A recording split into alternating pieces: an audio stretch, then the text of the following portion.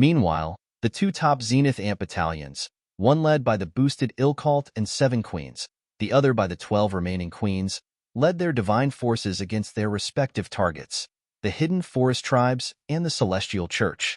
But instead of a lightning war, fierce resistance awaited. With the support of the hidden forest formations, Yvonne, Callisto, and Vilcia personally led the defenses against the ant troops, trapping them in guerrilla warfare and suppressing the deployment of their withering formation with a new one using the ancestral blood pool as its nucleus. Isn't that Dasra, Misri's elder brother? What the hell is he doing here? And Haria wondered in a stupor. Another spiritual descendant of the Warden stood before him, and one of the most promising ones at that. How could he not be alarmed? In reproduction, Brahmas were faintly similar to nature's spirit. Regardless of the method used, a Brahma could only have 2 children. However, they could reproduce in 2 ways: the usual sexual intercourse or spiritual reproduction. In the first case, they could only choose non-Brahmas, and their bloodline would not pass down, thereby producing a pure blood of their partner's lineage. In the second case, they nurtured one of their 2 natal seeds with a portion of their soul and let it grow into a new Brahma. It went without saying that the first method was shunned. In fact, throughout those billions of years, the celestial founder was one of the scant few results of such a union. Of course, that was due to the great primal ancestor being the lady killer of an era. Even Brahma females fell to his tricks. Elder brother, why restrain yourself? Misri asked Dasra, wholly ignoring the demonic armies. And hearing this, Dasra's eyes contorted into a frown. Your talent isn't inferior to mine, but because of your overly restrained disposition, you fail to unleash your full potential. As a Brahma, it is indeed your duty to enlighten all living things and bring peace in places of strife. But when evil rears its head and the demonic taint swells, without hesitation and regardless of the cost, you should smite it. That is the righteous path. Misri proclaimed, and as his words echoed, his cultivation shot up, going from the limits of the divine road to the peak of the first demigod level. He stretched out his hand, causing an ordinary-looking long sword to appear. To welcome you into godhood, our revered ancestor bestows upon you a demon-searing blade and orders you to wipe out all the stains within this world. Misri bellowed and flung the sword at Dasra. It cleft open space and landed right before him. None could stop it. With his eyes closed, Dasra stretched out his right hand and grabbed the pommel of his sword. As he lowered it, his eyes opened, and instead of the still look of an immovable mountain, overbearing battle intent flared within. And alongside this change, his cultivation shot up. I accept revered ancestors' decree. Dasra bellowed and swung his demon-searing blade. Ghastly silver flames erupted to wrap 2 of the queens he battled, and instantaneously, their demonic bloodlines spiraled out of control, and their strength plummeted. Another slash followed, and their heads soared into the sky. Chapter 386 All-Out Holy Clash. As a spiritual descendant of the Warden, as a sword of heaven's will, I pledge to free this world of all demonic taint, even if for that I must erase all things and let it start anew. Dasra bellowed while silver flames blazed within his eyes, and the pressure of his daunting aura skyrocketed. The Ant Queens were alarmed. Before, Dasra only managed to contend with them by relying on formations and a defensive god artifact. But he could absolutely not seize the offensive. Even if his cultivation experienced another breakthrough, how could he so effortlessly execute them? But with those erupting silver flames and ordinary-looking sword that filled their bloodlines with their dread, they dared not probe further. Well said. Demons are the woes of the 3 realms, the primary source of sin and calamity. Virtue cannot change them. Enlightenment forever eludes them. For the sake of heaven's will and the dream of eternal peace, we must wipe them all out, regardless of the cost. Misri approved, and his eyes burned with the same battle frenzy as Dasra while within his right hand. Another demon-searing blade appeared. That one was his, of course. The demon-searing blade was the Warden's greatest accomplishment, a weapon that clearly imitated the god executing immortal sword. Under its assault, demons would feel their bloodline strength restrained, their battle power shrink, and their defenses collapse. Without a shred of doubt, it was the perfect tool for demon hunting. However, there were several limitations. On the one hand, the Warden failed to produce one above the 4-star God artifact level. On the other hand, the required ingredients were in short supply, and those of royal demon blood were more resilient to the effect. Still, when facing a demon spawn, wielders of demon-searing blades would naturally feel their strength rise. Only the most outstanding of spiritual descendants could receive the sword. Dasra and Misri naturally belonged to the lot, and with their 2 stars demon-searing blades, throughout the ancient crystal world, they feared no demon spawn. Retreat. The ant goddess ordered from within the world tree. The situation was once again spiraling out of control. Never did she expect that the celestial and infernal realm would both dispatch such crack troops. Worse, demon-searing blades now joined the fray. However, she wasn't startled. On the contrary, she felt elated. As long as they fell into the world tree, relying on its paramount defenses and her abilities, they could shoulder all offensive. Although that would delay her recovery time, at least they could hide without a hitch. At that time, the celestial and infernal armies would have no choice but to confront one another and exhaust themselves no end. Nesrian could see that though Enharia was startled by the arrival of the celestial host, surprise was the limit of his emotions. He didn't fear them. That being the case, let the mongrels kill one another and the world go in flames. When she recovered and completed the merge, the Zenith Ants would be the final winners.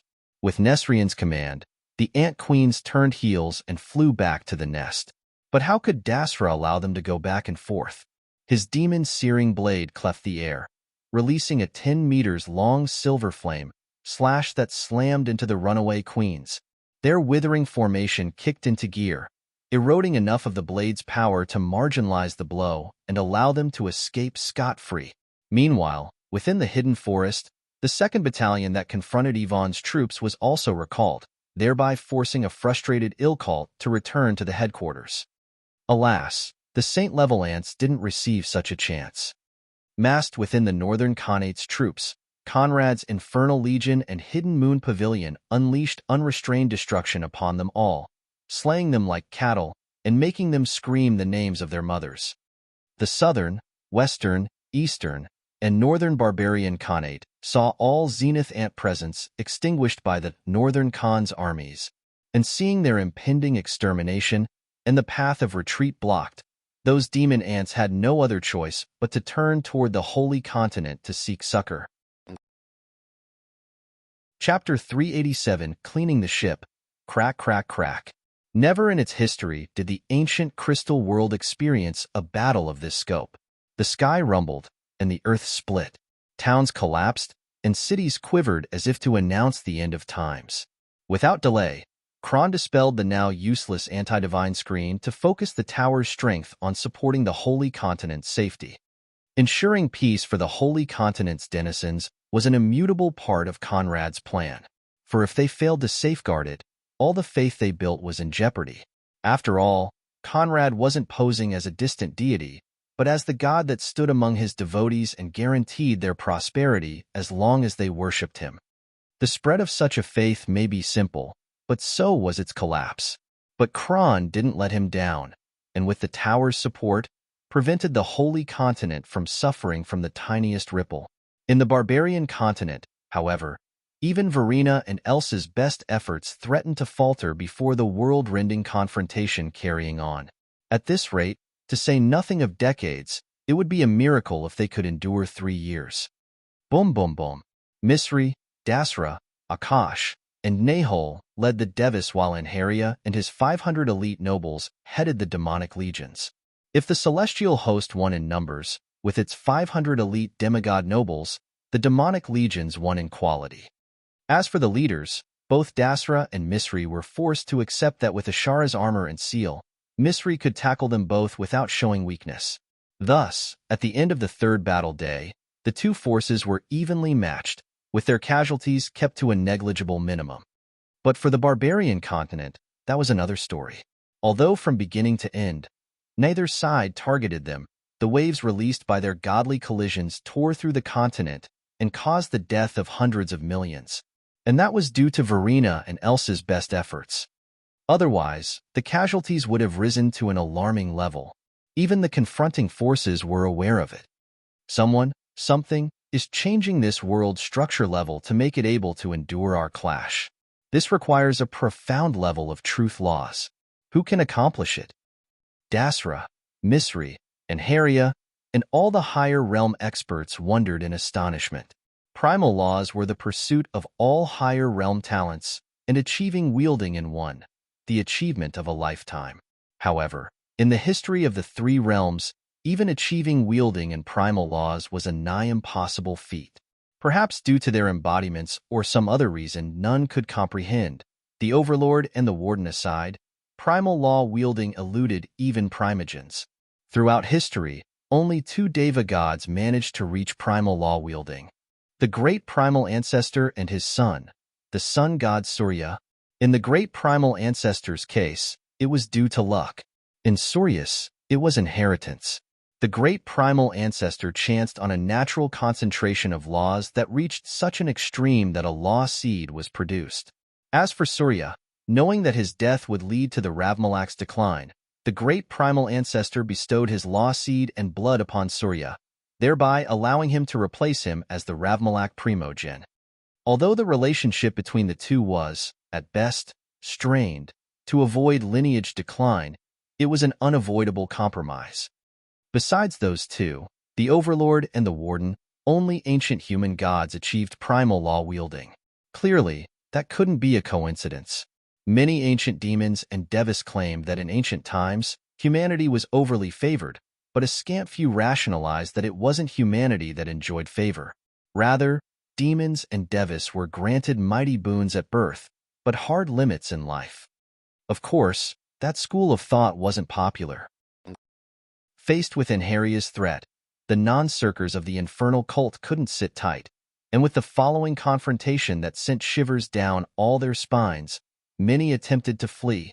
Yes, all those non-circers at the star-taming stage and above now wished to take relatives and friends to flee the ancient crystal world through the starry sky. Joke. If Haria threats wasn't incentive enough, the ongoing war clearly heralded destruction for whoever remained in the world's proximity. If there was nothing to gain and only destruction to kiss, who would brave the risks to stay in this hellhole? The first batch of deserters came from the soul fiends, who all were completely disillusioned by the infernal cult and only sought safety. Their divine transformation house patriarch personally led the escape. We must abandon this stinking ship and rush to foreign worlds. Regardless of how long it takes and the dangers of interspatial travel, we must take the risk. Otherwise, we will sink with it all. And for what? To keep kissing the ass cheeks of those backstabbing circers? No more.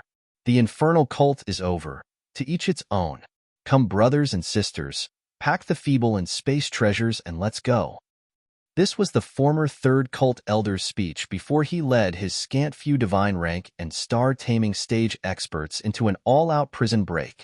Alas, they'd not even gone beyond their restricted domain that 3 Thonian immortals of the Blood Shadow Pavilion appeared and barred their path. And feeling the Thonian energies erupting from them, the third elder was alarmed. Holy shit, what burglary is this? What the hell happened to those sons of bitches? He wondered in a stupor, clearly astounded by those 3 Circer Scions' transformation. Little did he know that his words echoed in their minds. By the grace of our new Lord and Patriarch, we ascended, said the one in the middle before throwing a casual palm strike that sent all the runaway fools spiraling toward the ground with grievous injuries.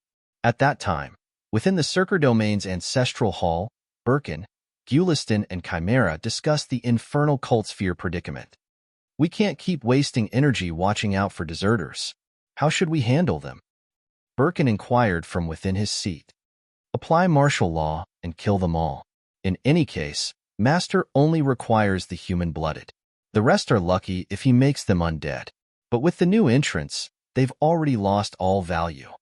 Since they don't appreciate life, we might as well rush them into death everlasting.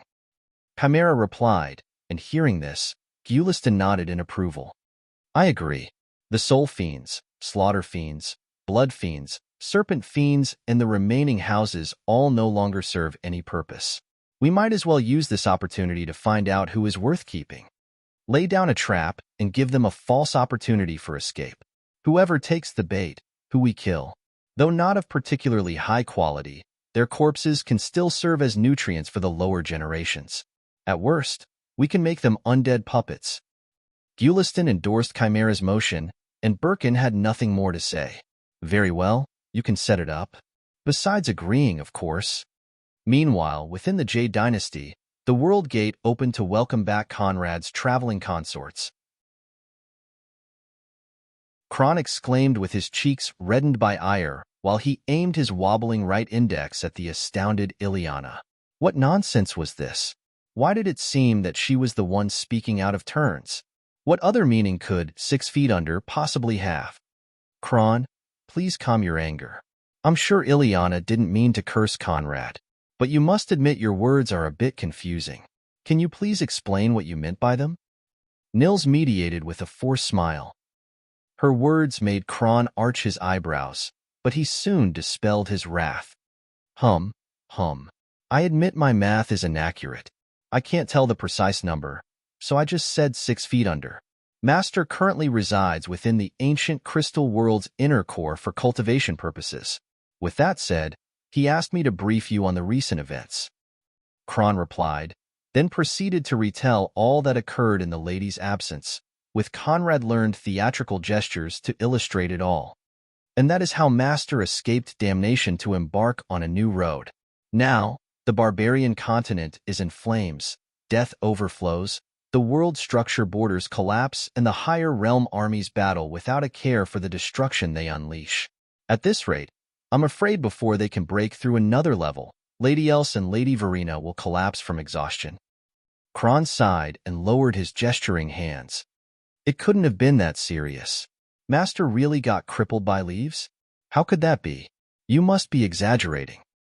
Phaedra and Aliki said in tandem, unable to believe that Conrad's invincible record was stopped by 3 leaves. In their defense, Kron's theatrical gestures didn't help. How close we were to perdition, and they say what? Ha, the beauty of conceit. Kron shook his head and turned heels, refusing to glance toward the blondes. Meanwhile, Jasmine closed her eyes, using Seer's vision to analyze the world structure. And sensing the truth laws shaping and enhancing it, her face contorted into a frown. Let's not mention whether they can endure. Once they realize what's going, and they can't miss it, those demons and Devis must shift their attention to tracking them. If, like you say, we face elite troops, then they undoubtedly possess more than one individual able to track truth laws. Jasmine began while her eyes opened wide, and her words immediately pulled the attention of all the gathered folks. That being the case, we must prevent their disturbance. Summon the Valkyries. We're going to war. Jasmine ordered, and instantaneously, the Valkyrie marks flared on all the ladies' foreheads, while 4-winged silver armors draped them all. And responding to the call, the 5,000 Valkyries rose with their foreheads flashing their marks, and 3-winged bronze armors appeared to empower them all as they vanished to gather before the tower. Chapter 389, The Valkyrie Part 2.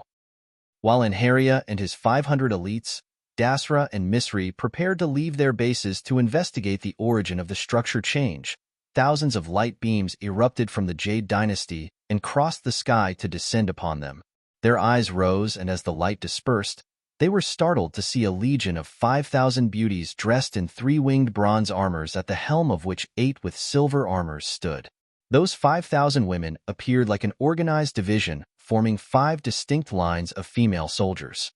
5 lines breathing discipline. But while the cultivation of this force failed to trigger any awe within the demons, within the Devis, it was another story. Akash, in particular, felt as if a nightmare had descended from heaven's vault to obliterate his good mood. 5,000 with 3 pairs of wings, 8 with 4. Tarnation, they had that much left? He asked out loud with glaring fright. The reminder of his collision with the Valkyrie armors was as garish as it was frightful. A horrid, fresh disaster he couldn't shake from his mind. Though more composed, Nahal was no better. And even Dasra had to admit he'd not expected them to possess an entire legion of such cloth. Although the lower quantity of wings heralded weaker strength, those armors couldn't be underestimated. And considering the timing of their appearance, it didn't take a genius to realize that the world structure's change was the doing of the Jade Dynasty. But as if to further antagonize them, two light beams stretched across the sky to land before them all. Astarte and Zamira. But while Zamira's silver armor further soured the leading Deva's moods, when they lay eyes on Astarte's garb, their eyes almost popped out of their socket. No. Akash sobbed in a fit of outrage, while Nahal trembled and a glower twisted Dasra's eyes. For around Astarte, it wasn't a silver armor that lay, but a six-winged, dark purple armor rippling with massive malevolent energies. Conrad's might reversal armor. In order to cope with unexpected occurrences and allow his plan to go without a hitch, Conrad temporarily bestowed his might reversal armor onto Astarte. Never did she expect she'd have to don it so soon. And to say nothing of the Devis, even the likes of Jasmine were startled upon seeing Conrad's armor on Astarte's curves. Still, Anharia remained undaunted. But with the Valkyrie's pressures crashing on his troops, he realized the purpose of their visit. Interesting. When I have yet to knock on your door and demand your heads, you show up on mine. Life in this world must be crushingly dull for you to so brazenly court death. But that's fine. We can oblige. Bring me their heads. Anharia ordered, causing his demonic legions to rise in the sky and shoot at the 5,000 Valkyries. The leading lady's lips curled into smiles, and as their Valkyrie mark flared, bright red flame erupted from their forms. Valkyrie surge. As if connected in one mind, they all roared in tandem, causing the same red flames to cover the entirety of their forces and their individual strength to overlap in an organic whole. But that was merely the beginning. Valkyrie merge. They promptly followed, and Devis and Demon alike were startled to see that within the burning red sky, the 5,000 Valkyries combined in a ball of crimson flames. Boom! From that ball, a massive energy wave burst and sent the incoming demonic troops spiraling backward. Now, Anharia frowned, but when the crimson flames dispersed, he was astounded by the sight of one riveting beauty dressed in that same purple armor whose features seemed to embody the best in the Legion. The Valkyrie's wind-blown, multicolor hairs swayed while her similarly painted eyes locked on the demonic troops. She stretched out her right hand, causing a purple longsword to appear within. The sword drew a dazzling arc, releasing a 300 meters wide purple half-moon that slammed right into the demonic legions and killed 100 in a single blow.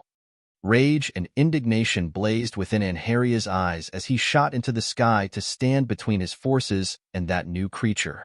"Who the hell are you?" he snarled with soaring rancor.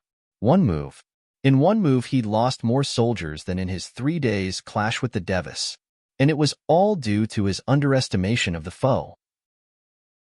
"How queer, you want my head, but don't even know my identity. What a joke."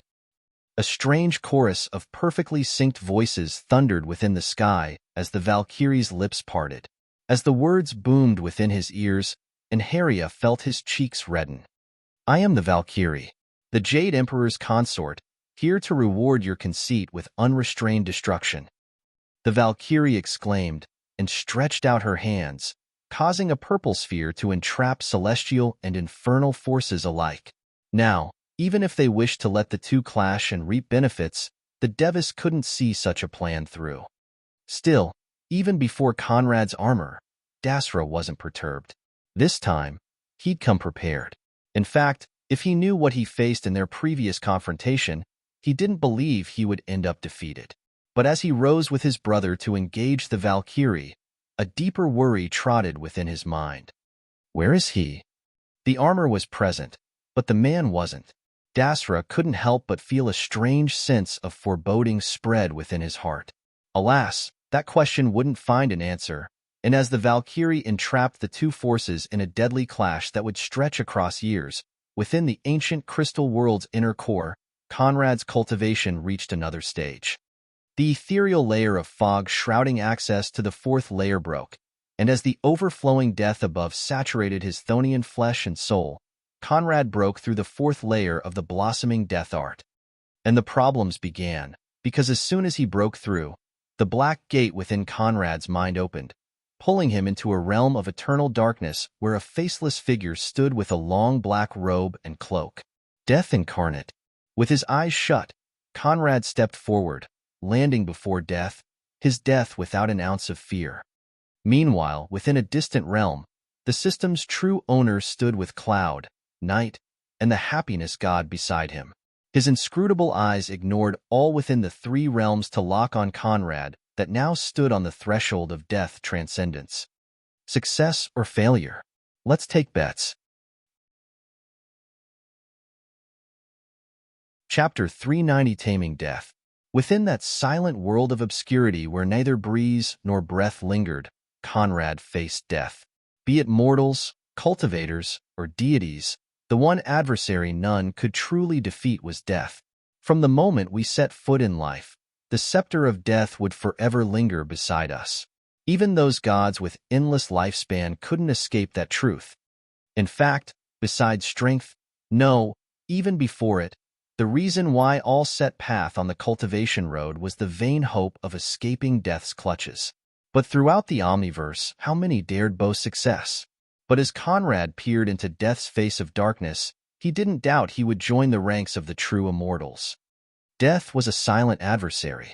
Wasting no time, it stretched its hands toward Conrad, releasing two beams of pure Thonian energies that barreled into him. Conrad didn't evade, and while closing his eyes, let the beams strike him. The silent collision sent Conrad's death laws into chaos, but before death could inflict genuine harm, Conrad clenched his hand, causing the Thonian beams to shrink and become a chain that bound him to death. With a yank, he pulled the chain and death that stood at its other end right toward him to throw a punch into death's face. Another noiseless move, for as soon as Conrad's fist collided with it, death vanished in Thonian fog and reformed where it previously stood. Conrad's eyes opened, and his lips curved into a smile. "I know how to defeat you," he stated with clenching his fists, causing dozens of Thonian chains to erupt from his body and bind death where it stood. Death thrashed against the chains, 7 of which wormed into its formless body. Thousands of spears of pitch-black energies descended from the void to slam into Conrad, but he ignored them all, focusing his eyes solely in death and accepting all the blows it unleashed. Meanwhile, his Thonian chains targeted death's laws and broke them one by one.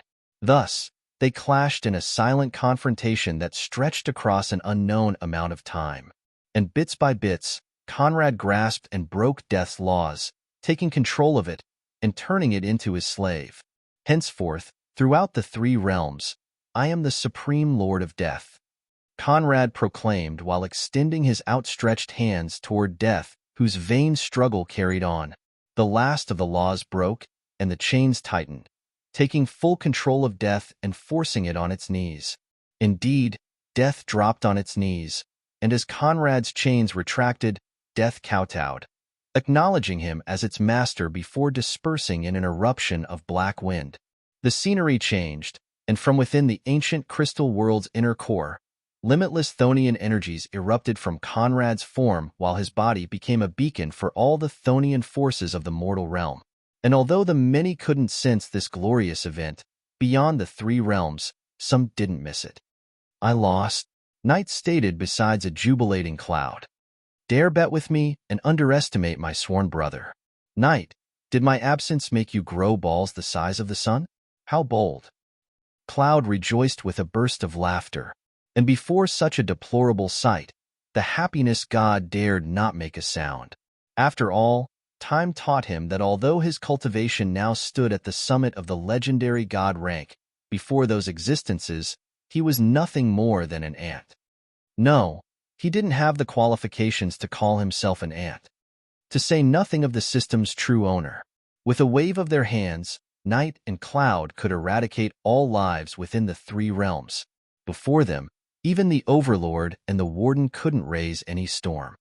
And thinking of how from the start, The people of the three realms were doomed to never reach such an altitude. The happiness god couldn't help but suppress a sigh. The overlord was right. Talent and fortuitous encounters mattered not. For those born in the three realms, especially demons and devas, supremacy was a sham, an alluring pitfall. But seeing how Conrad left the shackled road and broke that sham by taking his first step towards supremacy, the happiness god's heart teemed with joy. Of course, he didn't expect Conrad to see that road to the end. Never did I expect that a philanderer's comprehension level could reach such an extent. He even managed to decompose death's laws and make them his own. Impressive. Perhaps he really can succeed where even you failed. The system's true owner appraised without sarcasm, and hearing this, the happiness god released a laugh of discomfort. Your Excellency had too high expectations for me.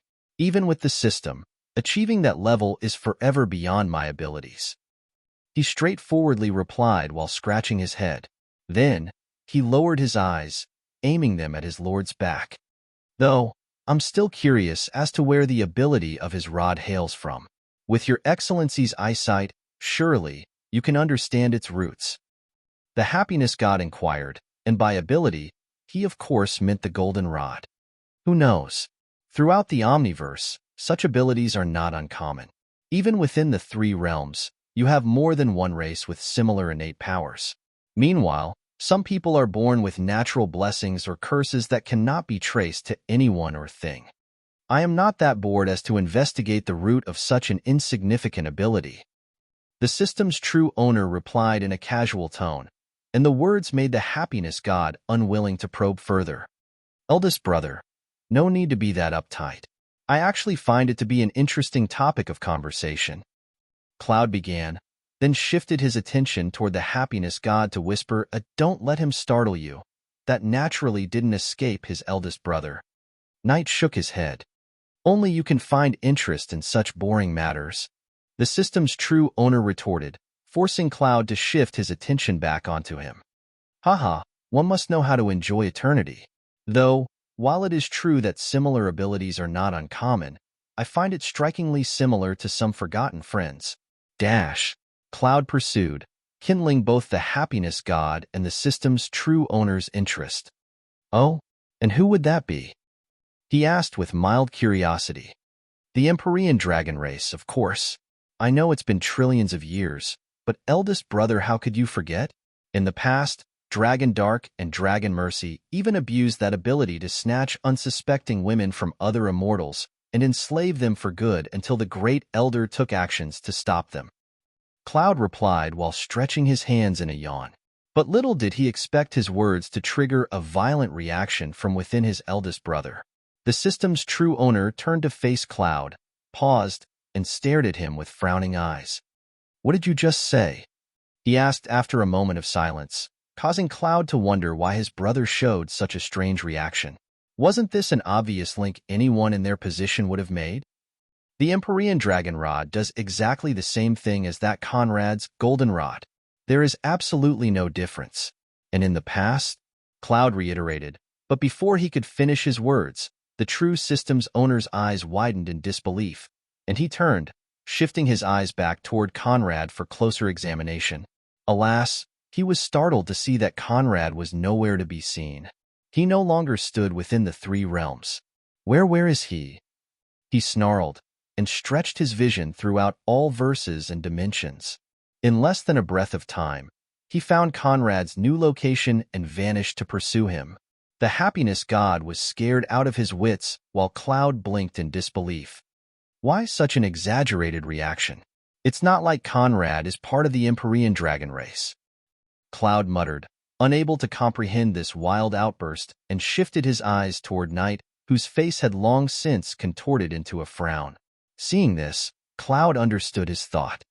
Come on, that's impossible. To say nothing of the fact that we know full well his bloodline and origin. Assuming we didn't, how could the Empyrean dragon race remain in this world? In the past, eldest brother exterminated them all in body and soul. Not one was spared. Cloud objected to that silent thought trotting within his brother's mind. speaking words that only further confused the happiness god. Chapter 391 Supreme Principles. Dragons exist? The happiness god muttered in consternation. Within the three realms, dragons were nothing more than myths. Serpents were the apex reptiles. And not just dragons. Phoenixes, golden crows, great rocks, none of those mythical races possessed actual representative. Devas and demons therefore dubbed them as the product of humanity's vast imagination. Never did the happiness god expect Cloud to mention such a race. And hearing his inquiry, Cloud ignored his clearly delusional siblings to shift his attention back onto the happiness god. There is no harm in saying it. Indeed, in a long-lost era, dragons, phoenixes, and all those legendary creatures that now only exist in mortals' myths did roam the world. In those days, mortals chafed under the tyrannical rule of the immortal clans. Of course, there was nothing they could do. But the immortals were not much better off, because above, invincible tyrants stood to suppress them all. The Empyrean dragon race and their lord. The almighty Empyrean emperor, celestial slaughter. Cloud explained with the recollection of those accursed days flashing within his eyes. In those times where existences at the Overlord and the Warden's level lied in the hundreds, none could challenge the will of celestial slaughter, the mightiest Empyrean dragon of all eras. A pity that he incurred eldest brother's hatred, but failed to destroy him while he still could.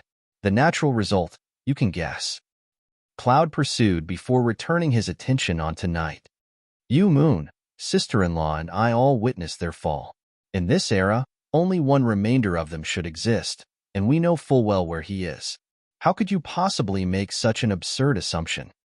Cloud asked while shaking his head, and Knight's frown finally dispersed. Indeed, that wasn't possible. But then again, weren't they all proof that someone destroyed in body and soul could still reincarnate given the right conditions? Meanwhile, following his death transcendence, Conrad unwittingly broke through the shackles of the three realms to land within a paradisal world of mountains and rivers where peace and serenity lay in every breath. Within that world of eternal peace, Conrad stood alone, with none to disturb his stillness, until in a twister of white light, a bald monk in saffron robes appeared. Seeing him, Conrad's eyes contorted into a frown. You? He asked in disbelief, for never could he forget the contours of that Buddhist monk's face. Indeed, it was the monk that examined him within the tower's 7th floor when he underwent false incarnations and trials to mend the flaws in his Tao heart. I told you, if one day you sought grand liberation, we would meet again. And now, though you don't realize such is its name, that is what you seek. The monk replied, and his ordinary-looking eyes opened to lock on Conrad, who stood puzzled by his words. Following the instant he achieved transcendence, Conrad's next step was to use his newfound abilities to create a new cultivation road for himself, one independent of the three realms' 4 steps. But before he could seek further, he landed in this place. Was that the so-called Grand Liberation? Grand Liberation is a step barred to non-transcendent existences. You need to reach the step and have the will before the gate to me opens. Since you have both, I appeared to you. Now that you achieve transcendence, you should have a full understanding of what that means. First, reorganize your thoughts. The monk urged while remaining seated in a lotus position. Without delay, Conrad closed his eyes and peered into his new pool of preternatural knowledge. In a flash, vast knowledge filled him, and he understood the monk's words. Grand liberation, an insurmountable step for those that sought supremacy. In all realms and verses, cultivation was a path established by either realm wills or a controller behind the scenes. Such cultivation paths were referred to as false bridges, for indeed, cultivation was nothing more than a bridge. First step, to become a saint. Second step, to become a sage. Third step, to become a god. Fourth step, to become an overgod. Those were the three realms' cultivation paths, the false bridge that forever stood within the palm of its master, the one referred to as the system's true owner. There was no malice behind providing a false bridge, because only transcendent existences had a chance, a tiny chance of creating their own bridge and cultivation path. Without a false bridge, the people of the three realms simply couldn't cultivate. However, there was malice elsewhere. Bridge quality. The three realms cultivation bridge was weak. At least, when compared to other possible false bridges, it was several steps below. Moreover, all who stood on this bridge existed within its owner's will and could not escape his control. But as a trade-off, the gods of the three realms all possessed eternal life, without having to face tribulations. Conrad's eyes opened, returning onto the monk whose cultivation base still eluded him. No, it didn't. There just wasn't any cultivation base to see. Now that you understand, you should also realize that before you can form your bridge, there is another step you need to cross. The monk began. I must reach nascent insight in the principle of infiniteness. Conrad replied nigh instantaneously, and hearing this, the monk nodded. Indeed, though you don't have to master it, in order to create the first steps of your bridge, you need to understand infiniteness. As your understanding progresses, you can create more steps. Though, I must warn you, throughout the Omniverse, across those zillions of years, only 8 individuals crossed this step. Others with the potential died trying to. The monk cautioned, and even without those warnings, Conrad knew the task daunting. There were 3 layers to supremacy, all disconnected. The first was all transcendence. The second was mastery of the supreme principle of nothingness, and the third, mastery of the supreme principle of infiniteness. Success in any of those layers granted the cultivator the right to call himself supreme. With 2 layers, they could call themselves High Supreme, and with 3, the unrivaled title of Almighty Supreme was theirs. Alas, none possessed the last. The supreme principles were not laws. They existed before them.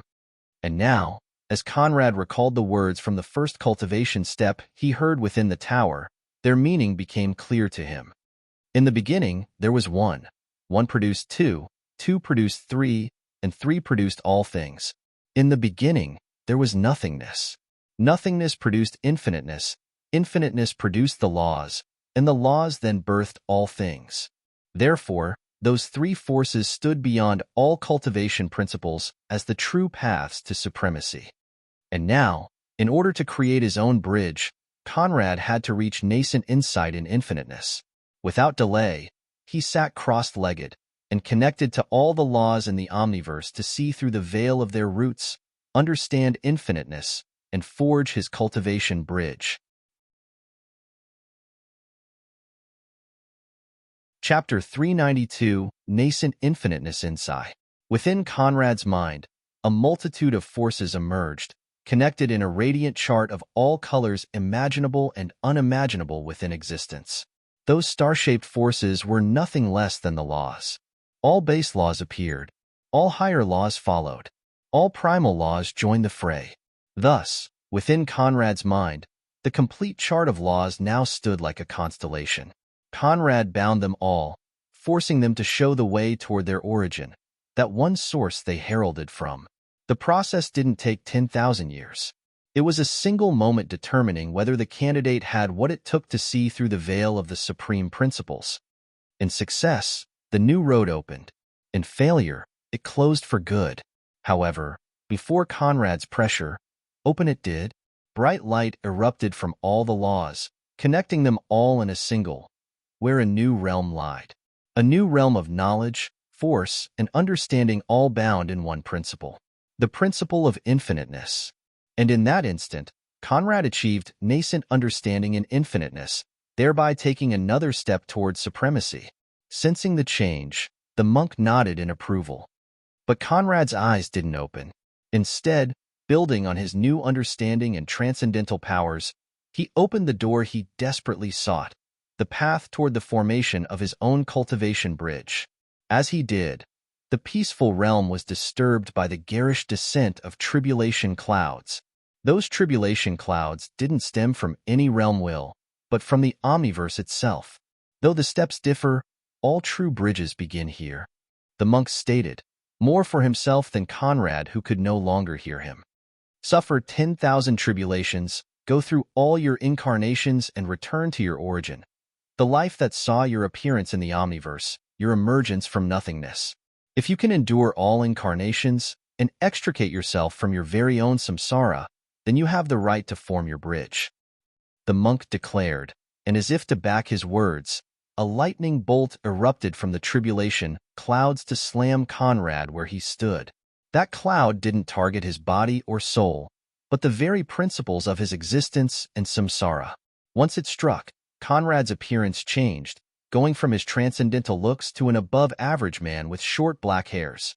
His previous incarnation, a life he now knew nothing of. In a flash, Conrad relived the decades of that existence, enduring all it implied before another lightning bolt struck to send him into the previous one. And so, it went on 10, 100, 1,000 incarnations. And in every single one of them, there was one thing that he never lost. The goldenrod. Shockingly, it always followed, accompanying him throughout all incarnations. Most of these had little impact, and Conrad could effortlessly extricate himself from them. However, when he reached the 6,000th, it became a completely different story where destruction lied at every turn. In this incarnation, Conrad sank deep, too deep, and threatened to lose himself for good. His eyes and hairs became a bright gold that outshined the sun, while his ancient clothing embodied imperial dignity. In that life, his first life, Conrad could finally see the root of that ability the system's owner dubbed insignificant. At that time, the system's owner crossed the void and bypassed all wards to land within that world. And seeing the tribulation clouds, his eyes widened in disbelief. He's crossing the 10,000 tribulations to build his cultivation bridge? Then it means he already succeeded? The system's owner realized, for indeed, the hidden goal he set was for the candidates to use the system he built to reach a preliminary understanding of infiniteness. Of course, he never planned to allow a successful candidate to build his own bridge. At least not before they completed the task he had for them. After which, if by some inconceivable miracle, alive they still were, then it no longer was his business. Alas, he was a step late. And as tribulation clouds draped Conrad in samsara mist, even he couldn't see his current shape or interfere in the process. In a violent spin, his crimson eyes turned toward the only remaining person. The sitting monk. Dharma Lord, how dare you interfere in this sovereign's business? The system's owner roared in a fit of fury. In usual days, the Dharma Lord or the creation of a true bridge could never provoke a ripple within him. However, when thinking of Conrad's possible connection to the Empyrean dragons, he couldn't sit still. There was only one thing he would never allow. One thing that could make him lose himself in bottomless rage and hatred. The Empyrean dragon race. Tribulation demon. Although you rule the omniverse, there are things even you can't interfere with. I'm merely a guide, a counselor to those in need of advice. I do not interfere in paths or alter results. If you wish to stop his breakthrough or destroy him afterward, that is your matter. However, I must remind you that in this place where the three supreme forces stand at their strongest, even you can't run amok. If you're not careful, perhaps your very existence may suffer irreversible harm. After all, you may be the only high supreme across creation and well into the third layer, but you've yet to master it. The Dharma Lord replied with his imperturbable eyes not glancing toward Tribulation Demon. Hearing this, Tribulation Demon burst into appeal laughter. What hubris, to dare speak with such conceit before this sovereign, how bold. Dharma Lord, do you think that just because you reached supremacy through nothingness, the only layer this sovereign has not mastered, you can run amok before this sovereign? True, this sovereign cannot erase you. But that doesn't mean this sovereign can't make you live a life worse than death. Tribulation Demon replied and waved his hand, causing an irresistible crimson force to shackle the Dharma Lord and leave him at his mercy. Still, the monk was undisturbed. In the past, of the firmament's 9 supremes, you're the only one this sovereign let escape. The reason is indeed that this sovereign couldn't be bothered with trampling a cockroach. However, since you don't cherish freedom, this sovereign shall remove it from your rights. Tribulation Demon proclaimed, and with another wave of his hands, the Dharma Lord exploded into disconnected subatomic particles that flew into Tribulation Demon's sleeves.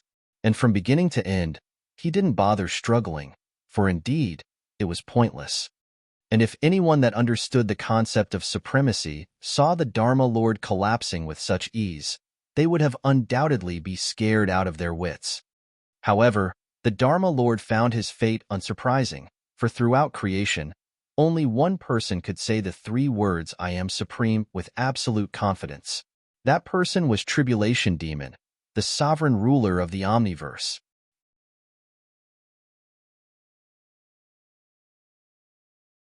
Chapter 393 Legacy of the Six Realms Part 1. How laughable! Tribulation Demon, you conquered destiny, put the Omniverse on its knees, overthrew the firmament, and claimed the seat of Soul Supreme. Yet, trillions of years afterward, you still remain shackled by the ghosts of your past. Such supremacy is indeed laughable. The Dharma Lord stated without an ounce of emotion, for even in that state of subatomic destruction, his existence remained unharmed. Among the three supreme forces, infiniteness possessed the greatest destructive potential while nothingness boasted the highest resilience. Achieving supremacy through nothingness meant that regardless of what state he was reduced to, the Dharma Lord's existence could never vanish. Unless, of course, an almighty supreme appeared. But sometimes, such abilities could easily turn into curses, and when the Dharma Lord's words echoed, Tribulation Demon became more resolved to trap him in perpetual misery. Though, such a deed was by itself a fool's errand. Nothingness Supremes possessed neither emotions nor desires. How could such an existence suffer? Ignoring the Dharma Lord, Tribulation Demon shifted his attention back to the ongoing tribulation. The inability to see through Conrad's current state filled him with a new wave of wrath. Still, he couldn't act rashly. The Dharma Lord spoke true. In this place where the three supreme forces stood in harmony, interfering with the 10,000 tribulations was no different from challenging an almighty supreme. If there was one thing he couldn't afford to do, then this was it. Wait. He could only wait. Meanwhile, unaware of the events ongoing in his vicinity, Conrad fell into his first incarnation. And without a shred of doubts, all incarnations considered, this one was by far the most glorious. In this life, he was born within the multiverse's grandest imperial palace. When he appeared, auspicious clouds filled the sky, the Tao sang, and the Empyrean realm rejoiced. Though he was but the second prince, as the first son of the Empress and pure-blooded Empyrean dragon, he was destined to be the crown prince. Immortals and deities gathered in legions, from fledgling gods to god-kings. None missed the day. But for so many deities of that caliber to gather, the reason couldn't just be an outstanding prince. No, they gathered to pay their respect to their invincible ruler, the Emperor of the Three Realms and Lord of the Empyrean dragon race, Celestial Slaughter. In that era, the multiverse was divided in two dimensions, each with three realms. The three life realms and the three hidden realms. An impregnable barrier forever barred the people of those two dimensions from interacting with one another. The three life realms were the nature realm, the demon realm, and the Empyrean realm. The three hidden realms were the Tao realm, the tribulation realm, and the nether realm. Across trillions of years, the people of those two dimensions never interacted. However, their lives remained intricately connected. The baby was born in the Empyrean realm's imperial palace as the second dragon prince, Dragon Warden. The name, given so that he would one day become the shield that sheltered his clan against all insurgents. But none believed he would ever have to, because in those times, the hegemony of his clan went without question. In fact, from the beginning of times, the Empyrean dragon race had always ruled the three life realms. Known as the blessed children of all heavens, pure-blooded Empyrean dragons all possessed a unique ability that put the world in fright. Innate skill, auspicious clouds. Once triggered, the opponents would lose control of their cultivation and all the laws they cultivated in life. It didn't matter if they were mortals, immortals, or gods. Beneath law-wielding, auspicious clouds spared none, and even law-wielders had to tread carefully before it. With that ability and their already unrivaled bloodline strength, the Empyrean dragons put all three life realms on their knees and ruled all eras. Yet, even if their strength trumped all clans, to say nothing of all realms, even the vast Empyrean realm alone required careful diplomacy. After all, the great clans such as the Phoenixes, the Golden Crowns, the Great Rocks, the Nine-Headed Serpents, Heavenly Tigers, and Great Tortoises, all were mighty in their own right. And beyond the Empyrean realm, the demon saints and nature sages both were forces to be reckoned with. Therefore, a precarious balance existed.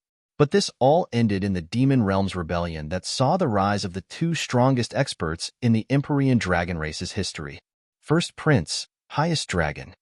Second Prince, Radiant Dragon.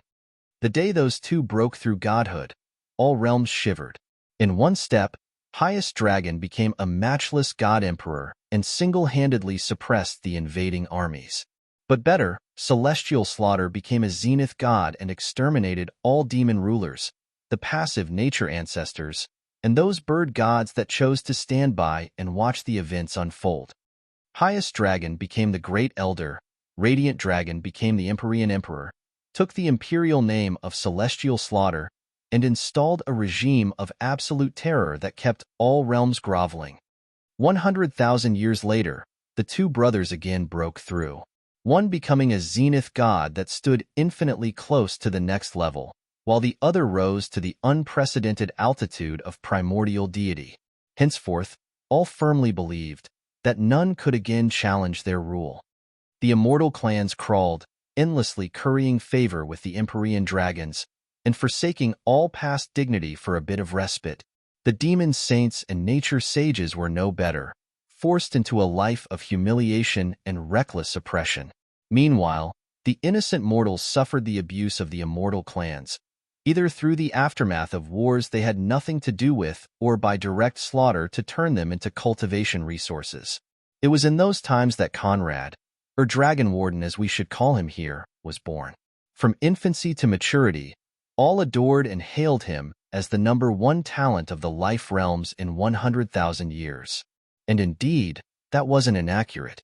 He was born an immortal, and in less than 300 years of cultivation, reached the great Tao immortal realm, a cultivation level equal to the current true gods.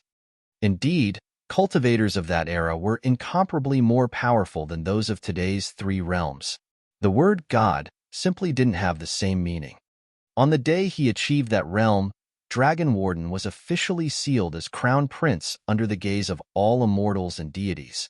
All sang his praise, all gawked at his immeasurable talent and future. But only Dragon Warden knew that all those praises were misguided. He wasn't the #1 of his generation. He could never be, because above him, his elder brother stood, the #1 talent of all eras, unrivaled in the past, present, or future, born without equal. At birth, his bloodline was sealed, thereby ensuring he could never become a god. But even in that state, he outpaced all peers and achieved wielding in all laws.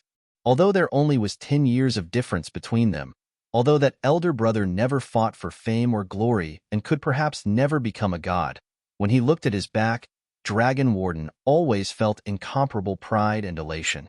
This was the hero to whom all that glory should belong, his elder brother, Regretless.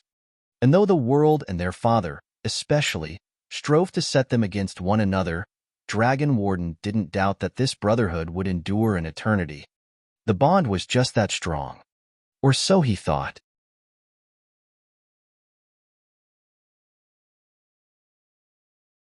Chapter 394 Legacy of the Six Realms Part 2. Elder brother, are you serious? Dragon Warden asked as the two sat on top of the Empyrean world's highest mountain. Why would I not be? Regretless asked and stood up. Let the fools make all the comments they wish. As long as we brothers know where we stand, it's all inconsequential. He replied while casting a gentle glance and warm smile toward Dragon Warden. Unlike the other scions of the Empyrean dragon race that either had golden or silver hairs, Regretless' eyes and hairs were an ordinary black. Of course, that was undoubtedly related to his sealed bloodline, a bloodline whose origin only their father and his long-lost mother could name with certainty. Dragon Warden, I do not envy you. What good is there in being emperor? The adoration and obedience of all? The enforcement of rules and the maintenance of peace throughout all realms? Those are dull and nonsensical matters fit for uptight and pedantic ancients like you. Regretless chortled while his words caused Dragon Warden's forehead to crease with black lines. Regretless then spun to face the wide sky and stretched out his hands. I want to be free, to roam all realms free and unfettered with my beloved by my side. Do some good deeds every now and then, but live my vast life to the fullest. Right now, I don't even know if I can undo the seal and become a god. How dare I waste time in such boring thoughts? I don't have the time. Dragon Warden, you can become emperor and rule the 3 realms. I only hope that, unlike father, you give some consideration to the mortals. Of course, if one day I break the seal and rise to godhood, I will become the sword in your shadow and beat the living shit out of anyone that dares threaten your rule. Regretless proclaimed while a gust of breeze blew his hairs. Hearing this, Dragon Warden sighed. You mean Peerless and those runts you saved and have been raising? He inquired while shaking his head from left to right. Throughout the Empyrean realm, who didn't know that Peerless, the Phoenix Lord's cherished daughter and his elder brother, were an item? How others viewed him didn't matter. His notorious reputation as the Dragon Clan's trash didn't matter. Her father's view didn't matter. She could ignore them all to be with him, and it soon became evident that her vision was leagues above any of theirs. As for the runts, of course, I mean all of them. Cloud's cultivation has been making rapid progress lately. Moon is steady, but Night's path is worrying. I plan to take them all on a tour very soon. Regretless replied without hesitation, but Dragon Warden only further shook his head.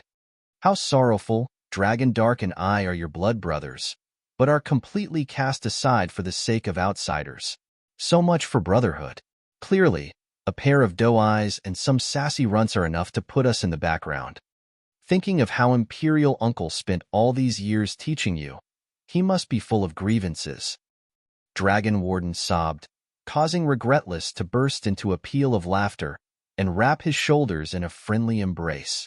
And by Imperial Uncle, he naturally meant the Great Elder. Haha, what can I say? Dragon Dark is an unredeemable cunt. I'd rather live without him. As for Imperial Uncle and you shoulder the responsibilities of 3 realms. Apologies, but I dare not keep you by my side. Regretless professed in a tone mixing jest and false seriousness while tapping Dragon Warden's shoulders. I can't say I disagree. That being the case, allow me to officiate your wedding. You better send the dowry very soon. Although Peerless only has eyes for you, as one of the immortal fairies, her pursuers are many.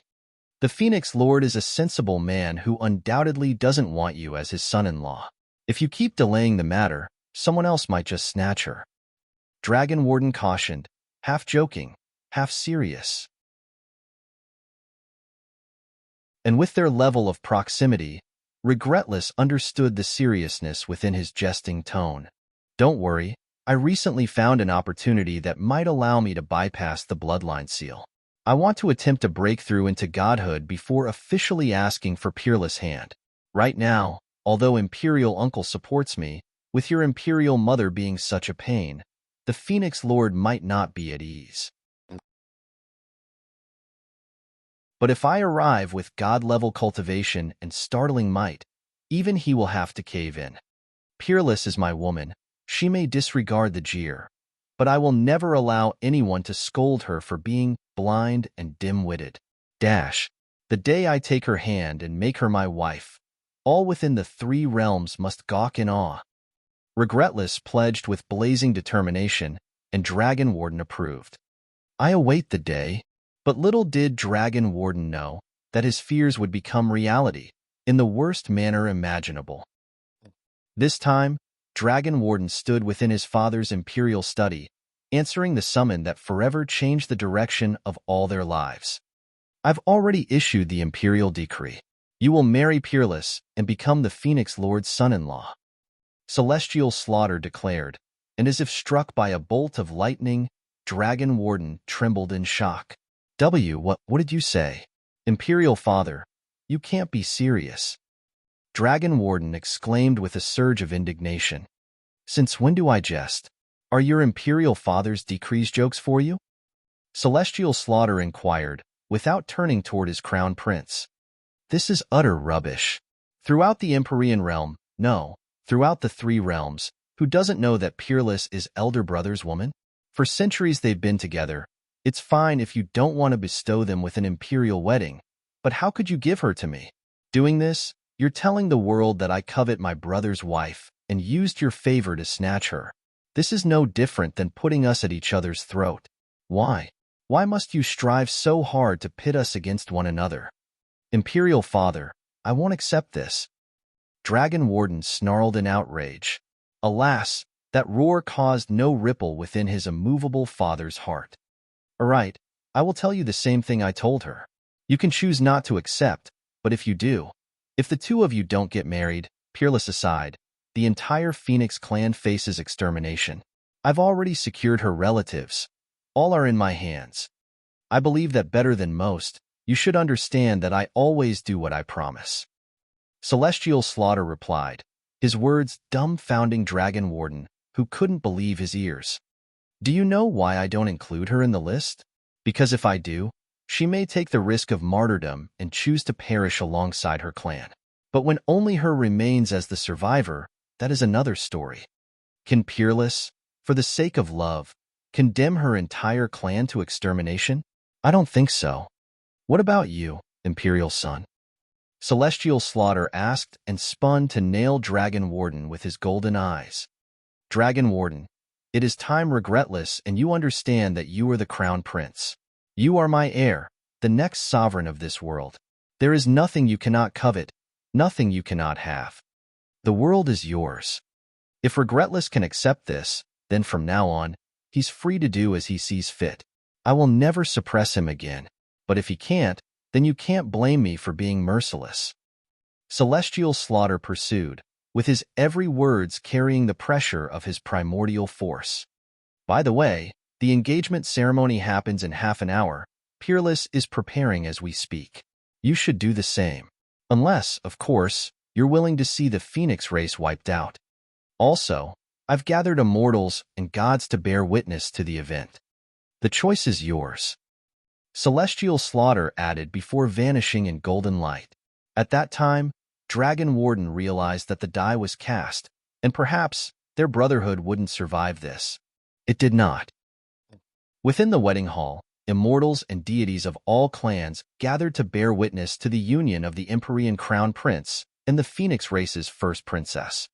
The hall was full of unmatched bluster, yet the targets of this joy couldn't force a smile. But as the wedding ceremony approached the end, at the surprise of all gathered, a new figure stepped in.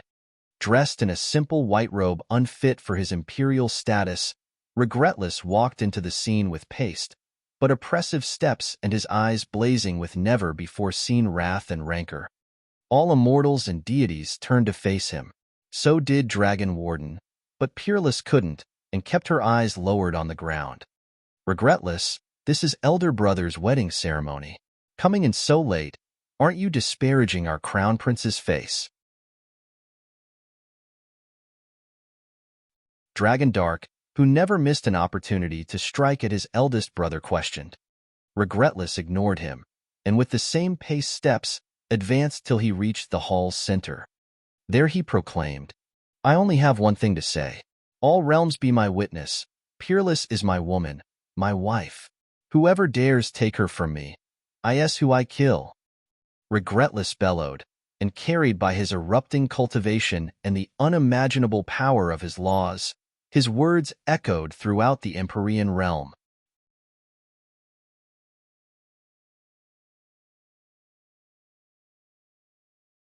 Chapter 395 Legacy of the Six Realms Part 3. On that day, all were startled to see the neglected First Prince's cultivation already a step away from godhood. But worse, the power of those laws put the world in fright. On that day, immortals dared not oppose him, Therefore gods had to stop the rebellion. But they couldn't. To say nothing of fledgling gods, great gods and ancient gods all were pummeled into the ground, thrashed in a startling clash by regretless supreme control of all laws. In the history of all realms, such a scene had never occurred. And as the last ancient god dropped onto the ground, none dared make another move.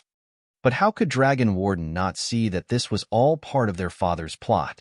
For some reason, he was pushing his first son toward an inextricable abysm. Regretless had to back down. Elder brother, stop this lunacy. With the profundity of our bounds, how can you not see that we're forced by the circumstances? This is just a marriage in name. If you back off now, all is still salvageable. But if you persist, no one can save you. Dragon Warden roared back, but his words fell on deaf ears. I do not care. My woman, no one can touch. Fake or real, I won't allow it. Dragon Warden, I am your senior, your elder brother, the first prince. But why is it that throughout our existence I always must cave into you? No more. You can have it all, I do not care, but Peerless' hand can only be mine. If you won't step aside, then roll. Regretless snarled, and with a wave of his hand, Peerless aside. All were sent crashing in disarray. Dragon Warden thus learned the bitter lesson, that the hand of a woman was all it took to shatter centuries of brotherhood. But if the previous clash ensured lasting enmity, then the following event doomed all that possibly remained. Regretless stepped toward Peerless, whose eyes finally rose to meet his. Peerless, no one can separate us, even if it's Imperial Father, I won't allow it. As long as you come with me, I promise you, none will interfere with our happiness. Regretless pledged while extending his hands toward Peerless. But before he could grasp her shoulders, Peerless' sword rammed into his chest, and his blood gushed forth. Even as he trembled from the blow, Regretless couldn't believe it, but the massive blood drenching his front, back, and the ground below forced him to accept reality for what it was. Why? He struggled to say through his clattering teeth while warm tears filled his eyes. Regretless, I'm sorry, but I cannot doom my entire clan to destruction for the sake of your selfish pride. Peerless replied with words that squashed Regretless' bleeding heart. Have you ever loved me? He struggled to ask once more, and as his tear-drenched face and bloodied lips parted, Peerless trembled too, and thrashed against the sorrow and tears welling up within her. However, it is with cold eyes that she replied. Never. Regretless collapsed and was sentenced to endure 300 thunderbolts every day for 1,000 years. But he wouldn't have to, because to add insult to injury, Dragon Dark, their youngest brother, took Cloud, Night, and Moon captive, and with Celestial Slaughter's blessing, blamed them for Regretless rebellion. At the time, they were teenagers. Mortals enjoying the resources and luxury of the Empyrean world's imperial palace is already a grave enough offense. But not content of indulging in what they shouldn't, they derailed an imperial prince from the righteous path and forced him to betray his blood out of petty greed. Such worms deserve to be damned. With Imperial Father's decree, I sentence them to destruction in body and soul through the immortal immolating formation. Any objection? Dragon Dark asked the gathered immortals and gods. Of course, none objected, and with Dragon Warden grievously wounded, he could do as he saw fit. Little did he know that this was all part of Celestial Slaughter's carefully planned ploy to open the door to the 3 hidden realms. Before Regretless was born, his mother, the sole tribulation spirit of the life realm, sealed his bloodline, because the blood awakening of a tribulation spirit would open a direct path to the hidden realms. That was the sole reason of his birth. Celestial Slaughter couldn't break the seal. Therefore, he could only push Regretless into damnation and force him to destroy it on his own. Which he did. When Celestial Slaughter's secret agents freed Regretless, and he arrived in time to see his sworn siblings burning in the immortal immolating formation, all shackles broke, and his tribulation spirit blood erupted in its full might. So long as I breathe, the Empyrean cannot exist. If I don't perish, I pledge to wipe out all traces of this realm from the face of the multiverse." This was Regretless' last pledge before he unleashed the dreadful power of a tribulation spirit upon the Empyrean. An unprecedented heavenly tribulation dropped on all immortals and deities, harvesting lives like it were nothing. Dragon Dark didn't escape. At that time, fortunately or unfortunately, their imperial uncle forcefully broke through, reaching the primordial god realm in one step that ensured his destruction. With his primordial seeds, he saved Regretless, Cloud, Moon, and Night, allowing them all to escape the fatality of soul destruction before his brother, Celestial Slaughter, put him to death. With the road open and all hindrances out of the way, Celestial Slaughter used his primordial force to keep the path open, then led the Empyrean dragon race in a peerless war against the hidden realms. That war lasted for thousands of years. The tribulation spirits yielded. The Tao spirits bowed. Although their bloodlines and strength knew no rival besides the Empyrean dragon race, when faced with Celestial Slaughter, the master of the Supreme Conqueror Sutra, they couldn't resist. Only the Nether Realm refused to bend, and endured the destruction wrought by the Empyrean across millennia. Conscious that the longer the war dragged, the more innocents would face destruction, Dragon Warden sought and tamed the god executing Immortal Sword, using it to usher the collapse of the Nether Realm. But one day, an immortal blood spirit youth rose, became the son-in-law of the undying blood monarch, obtained a peerless cultivation method named Three Corpses Refining Incantation, which he used to separate himself in three perfect existences: the evil self, the neutral self, and the good self. The evil self wielded the immortal blood spirit lineage. The neutral self obtained a Tao spirit lineage, and the good self snatched back the tribulation spirit blood from his original corpse. For indeed, that youth was regretless. The three corpses united in one, and thus, the first Nephilim was born, bearing powers defying all lineages in history. Eager to end the War of the Six Realms by putting down the resisting Nether Realm, Dragon Warden led his armies into their land and challenged all the Nether Monarchs in battle. Even the indestructible, undying Blood Monarch perished under Dragon Warden's god executing Immortal Sword, and Regretless inherited his throne. First, he recovered his sworn siblings. Second, he ascended to godhood, directly reaching the primordial god realm. He then led his armies to end the reign of the Empyrean through a bloody carnage that saw the deaths of trillions. At first, Dragon Warden believed that with his weapon he could stop Regretless. But all proved fruitless. Even with that sword, he wasn't his match. Celestial Slaughter was butchered, and on his corpse, Regretless achieved supremacy. All worlds of the Empyrean realm were destroyed one after the other until only the Empyrean world of the great immortal clans remained. Regretless forced Peerless Brother to betray and kill her before extinguishing the Phoenix race. Regretless, no, Tribulation Demon. Our grudges are deep and irreconcilable. We, the Empyrean dragons, will fight you to the last, but the mortals are innocent. Give them a road to survival. Dragon Warden requested while the armies of immortals and gods stood at his back. For indeed, in his rampage, Regretless no longer cared for his past views. Mortals, immortals, and gods, as long as they belonged to the Empyrean, he would slaughter them all. Ha ha ha ha. Preposterous ant. Why does this sovereign need to consider the lives of those insignificant creatures? They are stained by the breath of the Empyrean realm. This sovereign only wants one thing: to erase all trace of your kind from the face of the six realms. And for this sovereign's will is supreme, such will be reality. Regretless proclaimed before erasing all lives within the Empyrean. He then went on to conquer the Omniverse, break through the firmament, and trample all the Supremes. But little did he know that just like him in the past, Dragon Warden's soul was protected by a primordial seed.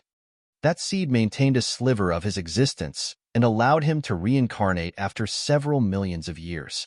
And with each death, the seed would snatch him back to nurture him for the next incarnation. Thus, Conrad was born, and if at the edge of his impending demise, The happiness god didn't transmigrate his soul to the ancient crystal world. The same process would have repeated. But Conrad understood what others in his position failed to grasp. He wasn't Dragon Warden. He was Conrad, the Profane Prince, a being of absolute callousness that only wanted one thing: everything. Therefore, he extricated himself from that Dragon Warden persona and extracted the primordial seed. His eyes opened, and the tribulation clouds dispersed to reveal Regretless. Their eyes met, and as Conrad's appearance went from Dragon Warden back to Conrad's, Regretless remained fixated on that look. Those golden eyes and hairs, that face, and he flew into a rage. You, it's you. How could it be? Dragon Warden. Regretless snarled. But undisturbed, Conrad stood up, and as his features returned to the irresistible usual, he faced Regretless with indifference. So dull and uninteresting. I prefer Profane Prince.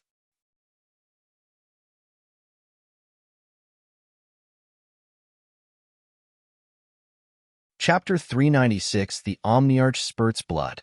But though Conrad knew full well who he was, having experienced the thousands of years of Dragon Warden's existence, upon glancing at Regretless' face, some foreign feelings welled up within his chest. Meanwhile, the primordial seed within his right hand glittered in golden light, its ancient energy and the origin it contained allowing Regretless to figure out the root of this impossible scene. And his fury only blazed harder. No, that's not possible. I don't believe it. Regretless snapped while descending before Conrad. Rage twisted his otherwise flawless face. His veins erratically beat, his balled-up fists trembled, and his teeth clashed with one another with such intensity that a mortal in his shoes would have seen them clatter. Only primordial deities could channel the power of the realm wills to create such seeds. And even for them, it came at no small cost.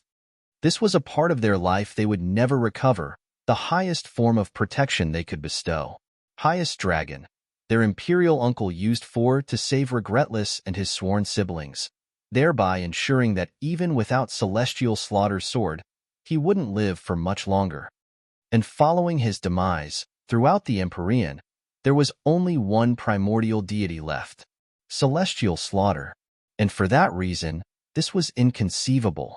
But as the primordial force unfurled, revealing an energy signature Regretless could never forget, there was no doubt in the seed's origin. Why? He mastered the Supreme Conqueror Sutra and possessed no emotion whatsoever.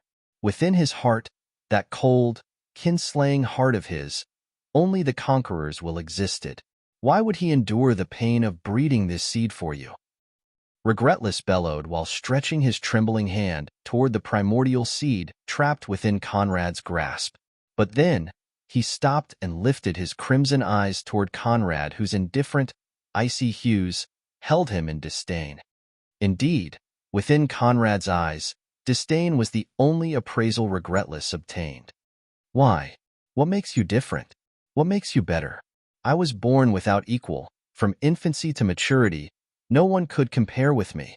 Throughout all eras, I was the undisputed first.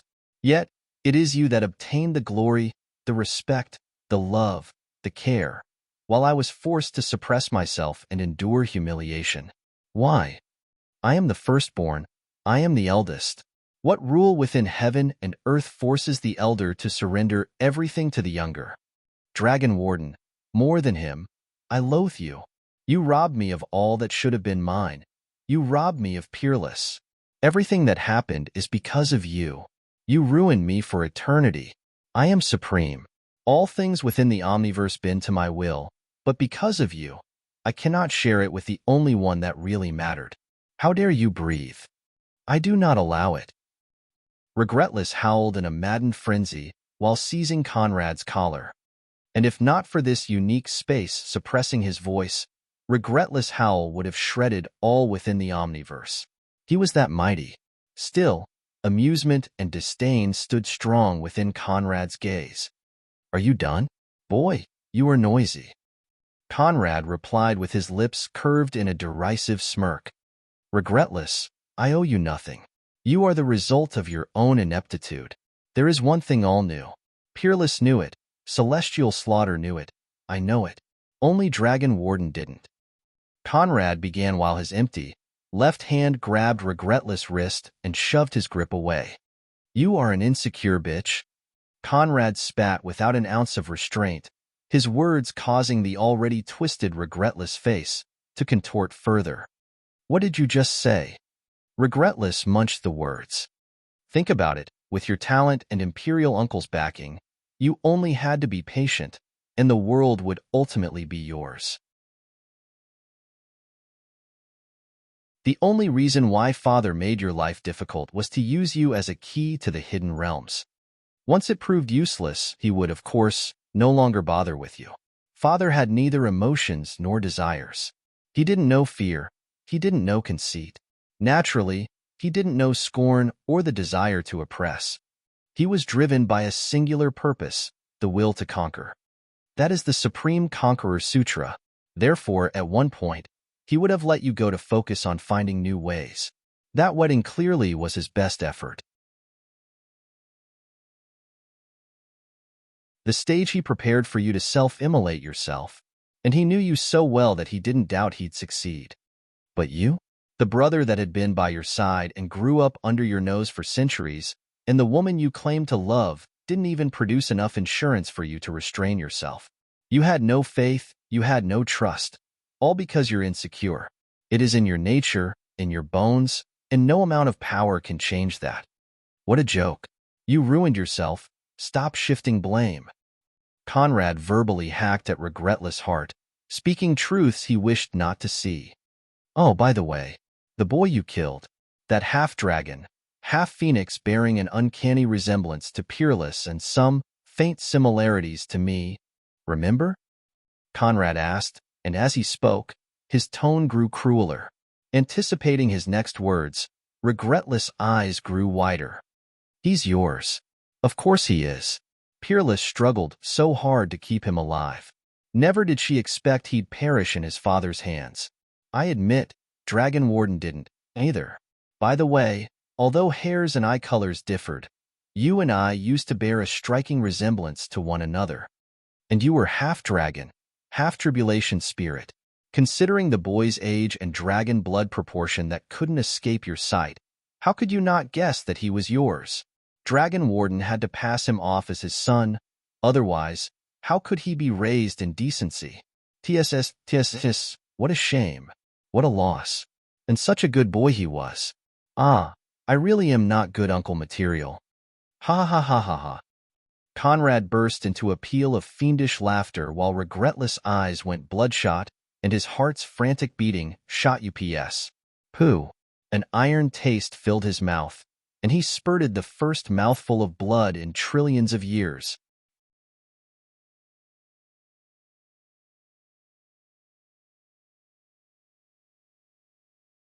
Chapter 397 title at the end.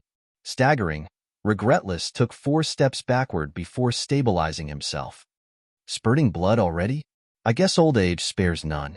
I'd recommend you a good hematologist, but I'm afraid those able to treat your condition didn't survive the Empyrean. Conrad chortled while Regretless suppressed his internal chaos. When back to rationality, Conrad's words were facts he'd hypothesize. No, he knew them true but didn't want to acknowledge them or the implications they carried. And now bashed with the reality he denied for eons, even for him, the blow was hard to bear.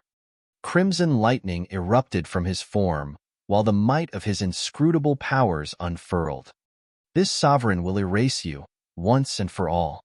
Regretless pledged and stretched out his right hand toward Conrad.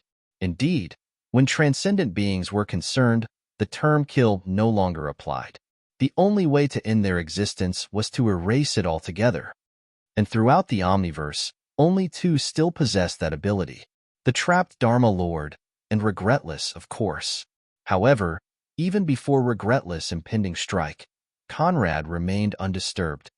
The scenery changed, and the 2 landed in a world of endless sea. The sky was a sea, the earth was a sea.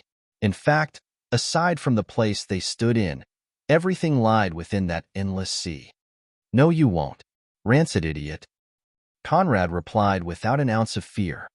As our dear Dharma Lord said, this is the place where the three supreme forces gather in one.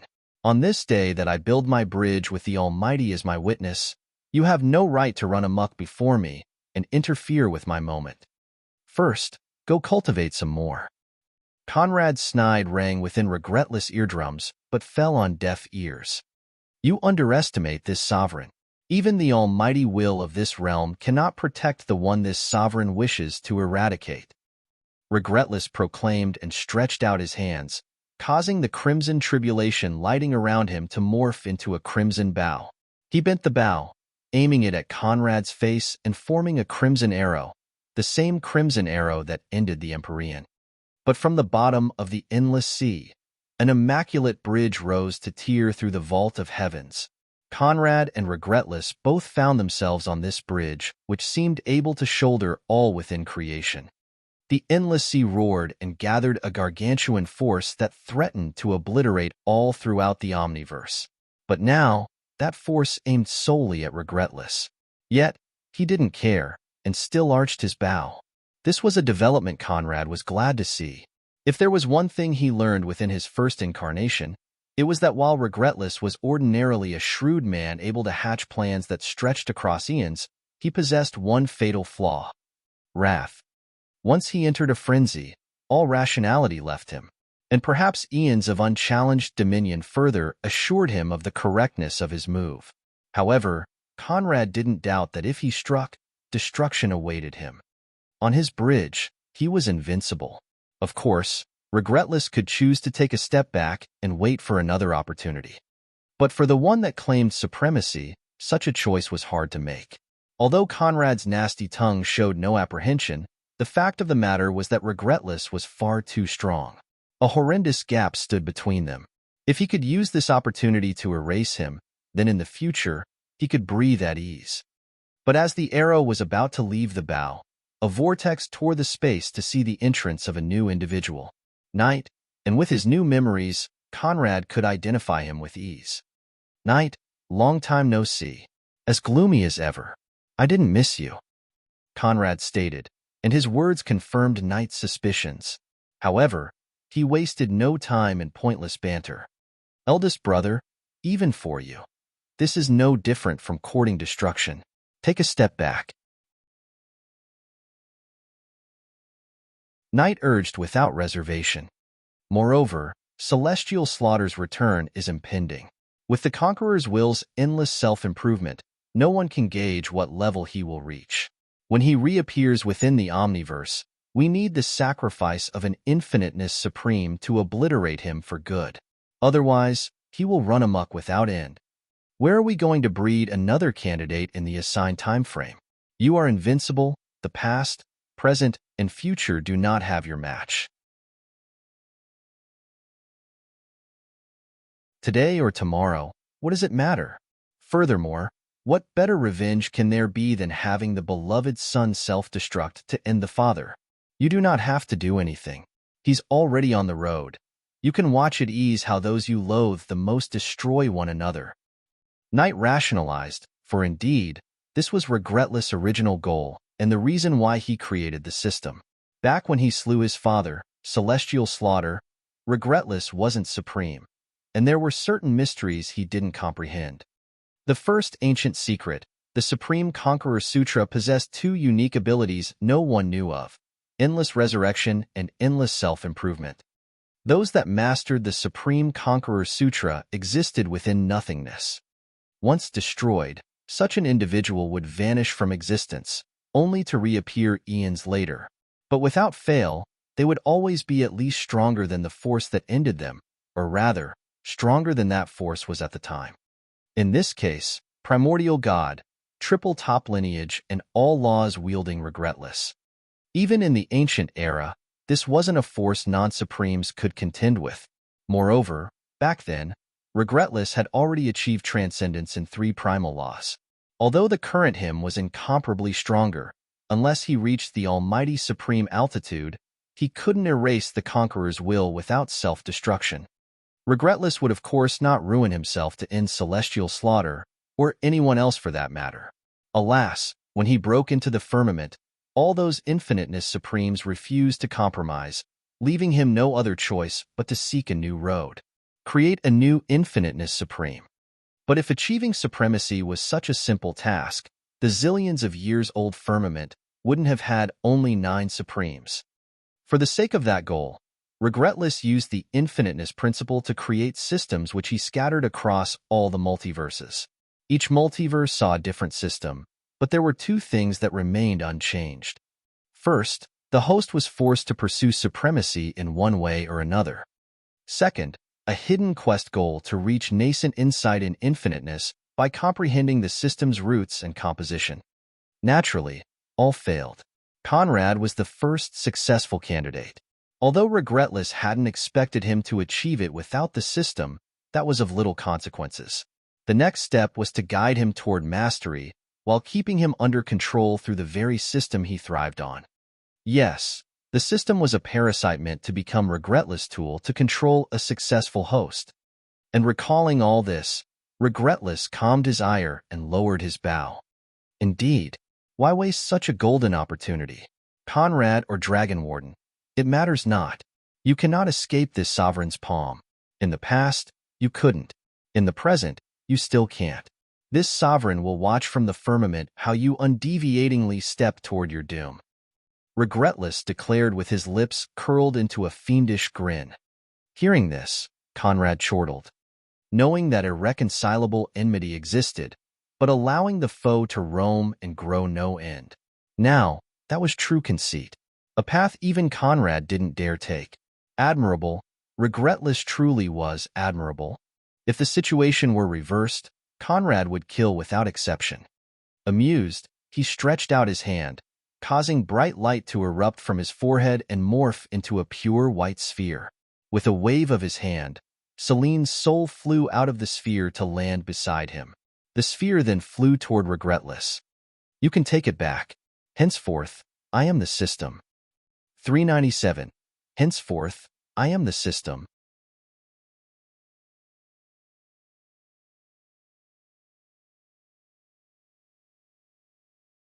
Chapter 398 Birth of the Devil. I am the system. If any well-informed individual heard those four casual words, they would have undoubtedly gawked in disbelief. Celine certainly did. In her eons of existence, never did she expect that it was through a wave of a host's hands that her soul would be separated from the system. And yet, here she was. Conrad had accomplished the impossible and extracted the system from himself. But better, Celine could see the clear meaning within his words, words that hinted to a daunting ability. And indeed, with another flicker of his hand, while the previous system landed in Regretless' grasp, Conrad constructed a brand new system endowed with all the previous one could do, and then some. Understanding of the 2 supreme principles was divided in 3 levels: nascent insight, profound insight, sublime insight. Among other things, nascent infiniteness insight ensured Conrad possessed quasi-omniscience, a preternatural understanding of all things at the multiverse level, and the ability to recreate all that existed within that multiverse. In this case, the 3 realms. Of course, there were some limits. With that level alone, his creations could not exceed his cultivation level. But for the purpose of replacing Regretless' parasite system, that was more than enough. And as his understanding grew, so would that system's scope. And now, although he didn't wish to accept it, as the system landed in his hand, Regretless was forced to admit that Conrad's comprehension level exceeded all his estimations and put the previous Dragon Warden to shame. How long had it been since he reached nascent insight, and before he could fully digest his gains, he could already decompose and recreate a system? What was talent? This was talent. But this only made the game more flavorful. The more feats Conrad accomplished, the more delight he would feel upon seeing him collapse. And imagining a future with Conrad lying broken, ruined of all he cherished, Regretless' grin grew broader. Good. Very good. Dragon Warden, you may enjoy your moment. This sovereign assures you that your satisfaction won't be long-lived. Do you think that just removing the system puts you beyond this sovereign's grasp? Fool, you forever play within this sovereign's palm. As the mortals would say, the monkey cannot escape Buddha's grasp. Why and how do you think this sovereign created the three realms? Ha ha ha ha ha. Enjoy this instant, for this sovereign will ensure your future path is riddled with thorns. And when Father returns, you will have no other choice but immolating yourself to end his rampage. Such is the fate this sovereign bestows upon you. Regretless burst into a peal of demented laughter while crushing the system within his palm. Now, Conrad knew the how, but he couldn't grasp the why with certainty. However, with the information at his disposal, it wasn't hard to guess. The three realms were built on the foundation of the previous six. The worlds were erased, and the realm will split, twisted and morphed to give birth to this new multiverse. Of the previous ancient races, only humanity and the nature spirits remained. As for the rest, Regretless most likely took them into new worlds. Of course, it mattered not. And as a vortex appeared behind the two to take them back to the firmament, Conrad's lips curved into a radiant smile. Regretless, do you think that if you want to come, you can come, and if you want to leave, you can leave? Do you take my bridge for a mill? What a joke. Since you dare step into my domain, at my strongest, I must give you an unforgettable parting gift. Conrad declared and stretched out his hand. In the blink of an eye, his all-encompassing bridge went from an immaculate white to pitch-black darkness and rippled with bottomless negativity. Regretless and Night both saw their eyes contort into frowns. Like aforementioned, even among bridges there were quality thresholds. Not just between false bridges, the same was valid for true bridges. And as Conrad revealed his bridge's attributes and might, they couldn't help but feel startled. A firmament bridge? Regretless realized in horror. Flawed, perfect, and firmament. Those were the three bridge levels. A firmament bridge ensured that the cultivation path would be unequaled and that upon ascending to supremacy, the cultivator could rise to the firmament's highest realm and take his or her place as its lord. There could only be one firmament bridge. To exist, one had to replace another. Conrad's faced no hurdle because none possessed a firmament bridge. Even Regretless was just infinitely close to that stage. If there is one thing all complete beings within the omniverse share, that is negativity. If there are emotions, if desires exist, then so shall negativity. Lust, gluttony, greed, sloth, wrath, envy, pride, despair, anxiety, guilt, frustration, shame, sorrow, loneliness, war, destruction, a cultivator's heart demon, all that induce the tiniest bit of darkness, misdeed, and negativity, all belong to me. All empower me. Your rage, your resentment, your desire to see me fall, they're merely fuel to my growth. All things within creation turn into the building blocks of my unstoppable rise. You are no exception. Conrad declared while pitch-black rays filled his eyes and the endless sea turned black, before releasing tidal waves that smashed into the duo. If there is darkness, I exist. I am the demon within all hearts, the eternal master of the nefarious. And this is my bridge. The devil's bridge. Now you can scram. Conrad exclaimed and lowered his hand, causing thousands of dark fists to rise from his bridge alongside the endless sea waves and barrel into the astounded duo. Without hesitation, they summoned their strongest methods to resist the strike, but as the invaders, only marginal strength answered their call. Asterisk boom. Star. The two were slammed by Conrad's supreme strike, and sent shooting through all verses to crash back in the firmament. Seeing them descend in such a wretched manner, Cloud's eyes widened in disbelief, and he rushed toward them both. Unlike the two, he didn't wish to involve himself in this event. Therefore, he remained within the firmament. Never did he expect them to return in such a wretched fashion. What the hell happened to you? He asked in a hasty tone. But as the two's eyes opened, Cloud was startled to see the dark energies covering them. And naturally, as the victims, they were clearly aware of their condition. I can't see anything. Aoweawork. Regretless bellowed, for indeed, Conrad's blow plunged him in a world of eternal darkness where even his mystical senses couldn't function. Throughout those trillions of years, Never did he suffer such a loss. But little did he know that this merely was the tip of the iceberg.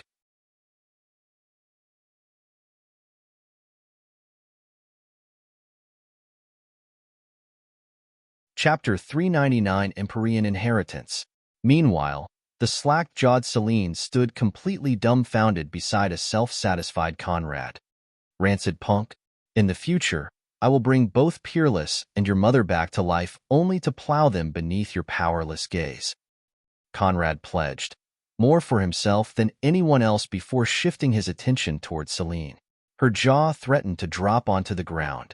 And who could blame her? Although thanks to the system, she possessed a great understanding of all things within the three realms, that was as far as her vision went. The things that occurred today had gone beyond all she could measure. Trying to catch a gnat? Sorry, there aren't any here. Conrad chortled before the amusing picture Selene now painted, and awoken by the words, she closed her mouth with a blush of shame before regaining her composure. What's your cultivation level? She first asked, for indeed, that was one of the primary questions. Though Conrad used the power of the endless sea and his bridge to slam those ludicrous punks back whence they came, that merely was an opportunistic move. His current strength couldn't graze their shoes. However, his cultivation path had undergone earth-shaking changes that made bystanders unable to appraise him. My bridge is missing one final step, the step I will complete when I reach the summit of my cultivation. Right now, it only has 6 realms. I say realms and not ranks because each is a vast pool. And although there are fewer stages than the 3 realms cultivation path, even my 5th realm is way beyond the Overlord and the Warden's current stage. Of course, the steps are there, but I still must thread the path. Conrad began. The 6 realms are Heart Devil, Boundless Sea Devil, Grand Devil, Prime Devil, Anti-God, and Devil Monarch.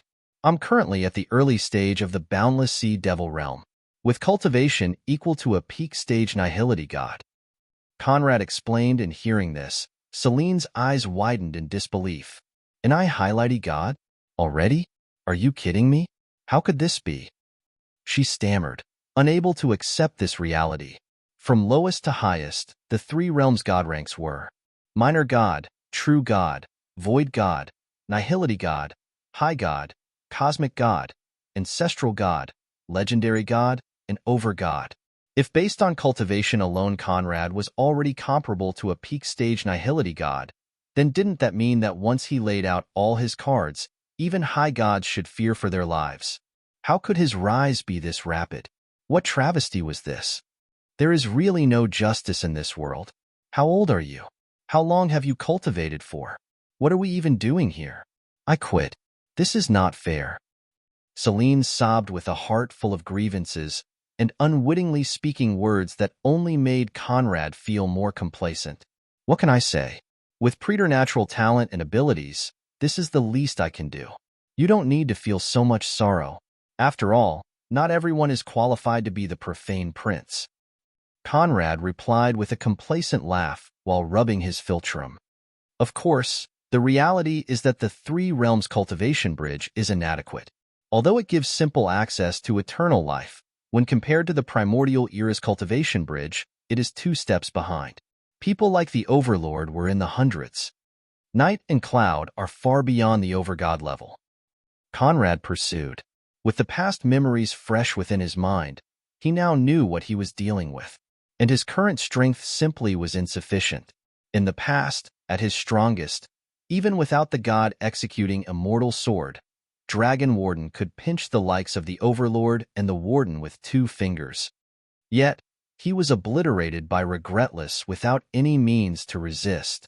An abysmal gap separated them, and though an opportunistic move allowed him to deal critical damage, that was no long-term plan.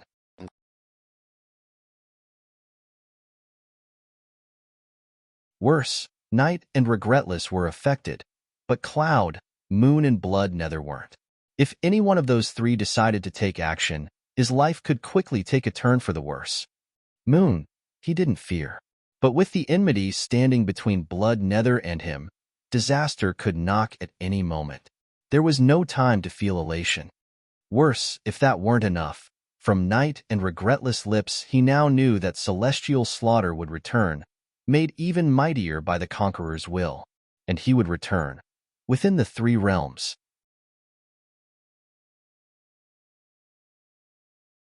Now that was a true disaster. If nothing else, the might of celestial slaughter's auspicious clouds alone was a horrendous hurdle. In the past, were it not for regretless obtaining and overlapping the three highest spirit bloods, he would have never been able to triumph over celestial slaughter. Time was in short supply, and the challenges piling up in a vertiginous mountain whose clouded peak remained beyond reach. But even before those hurdles, Conrad remained immovable. His road to supremacy had begun, and none could thwart it. None, not even them. Conrad stretched out his right hand, causing the golden primordial seed he kept enclosed within to rise before his eyes. Unbeknown to me, you have accompanied and protected my existence for millennia. But it is time we part, and I take from you my last inheritance. Conrad declared while celestial slaughter's primordial seed glittered and quivered in a large eruption of golden light. In one resounding, popping sound, the seed snapped, revealing a golden blood origin that hanged before Conrad's face. Dragon Warden's safe-kept blood origin. Why celestial slaughter would go to such lengths to preserve his son's existence and lineage was something Conrad couldn't understand.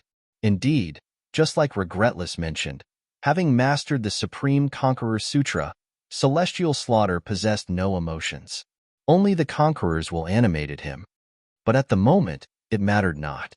The only thing that did was that the Empyrean dragon race was one of the four mightiest lineages of all times, the only one able to challenge the primordial spirits. Without hesitation, Conrad absorbed and refined it within his Chthonian heart, thereby adding a fifth lineage to the mix. Boom! With the myriad world immortal blood's perfect refining ability, the Empyrean dragon blood flawlessly merged with the rest to strengthen the whole. Thus, in a massive eruption of golden energy, Conrad's bloodline strength rose to unrivaled heights.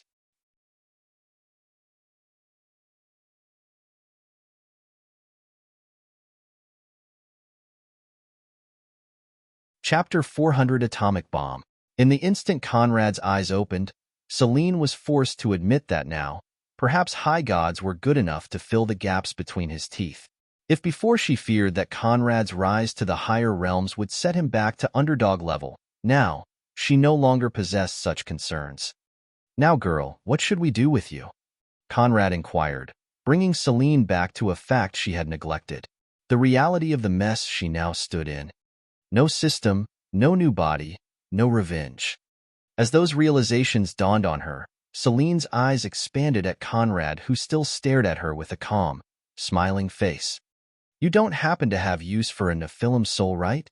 She asked with the brightest smile and fluttering eyelashes she could muster. She considered tugging on Conrad's clothes, but alas, as a soul, she'd just passed through him. But before her display, Conrad remained undaunted. Absolutely not. Regretless is a lazy harlot.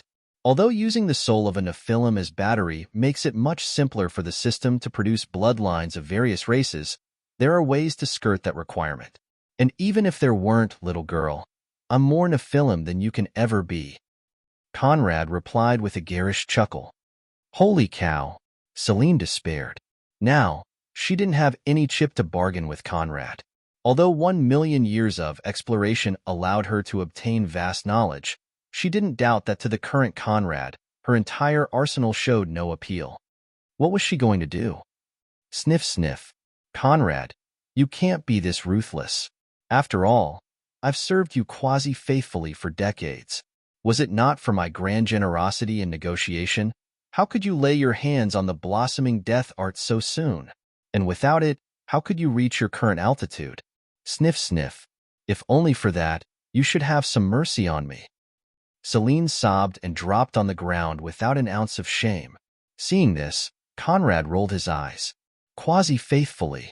She even dared admit it. All right, considering that you're honest and a meritorious official of the Jade Dynasty, I will give you a path to survival. Conrad replied and waved his hand, causing a twister of black light to appear from nowhere. And as the swirling black rays dispersed, the ravishing, firm, and voluptuous body of a sultry, golden-haired woman appeared. Seeing that excessively provocative body fit for the temptress of an era, Celine recoiled in fright. "What do you expect me to do with this?" she asked the obvious while waving her wobbling finger at the crime-inducing body Conrad shamelessly summoned. "Isn't that obvious? This is the body you were promised. With perfect constitution, talents, and most importantly, looks, it will make your future cultivation path a breeze. But better, I sealed a devil seed inside its heart, thereby allowing you to thread the false bridge stemming from mine and become a devil. What a glory!" Conrad exclaimed in an unabashed show of brazenness. But as his words echoed, Celine rose in outrage. "Nonsense! Look at the size of those tits, those hips, and that ass. Do you expect me to walk the globe with a body like this? Even the face breathes lasciviousness. What are you taking me for? In the future, how do I face my brother? How do I face my grandfather? What? Are you expecting me to turn into the jailbait of the era?" She retorted without delay. Even if she were barefaced, there was a difference between charming and salacious. Though the face was perfect, the body Conrad offered her was an atomic bomb that would ensure she'd get no respite from now on. And poor her didn't even know how right she was. In the future, when she found Malcolm, Surya, and all those traitorous cunts for revenge, when her cow tits bounced without end, what credibility could she produce? It would be great if their eyes didn't remain glued on the cleavage. This is my only offer. It's a take it or leave it bargain. If you don't want it, there is nothing I can do about it. Good luck on finding better options," Conrad declared with his hands crossed beneath his back and his complacent lips humming a jovial tone. To dare offend him on so many occasions, that is your fate. And knowing that this petty soul wouldn't relent, Celine had no other choice but concede. "At least, make the curves smaller," she pleaded. Alas, her words fell on deaf ears. Or devil ears in that case. Negative.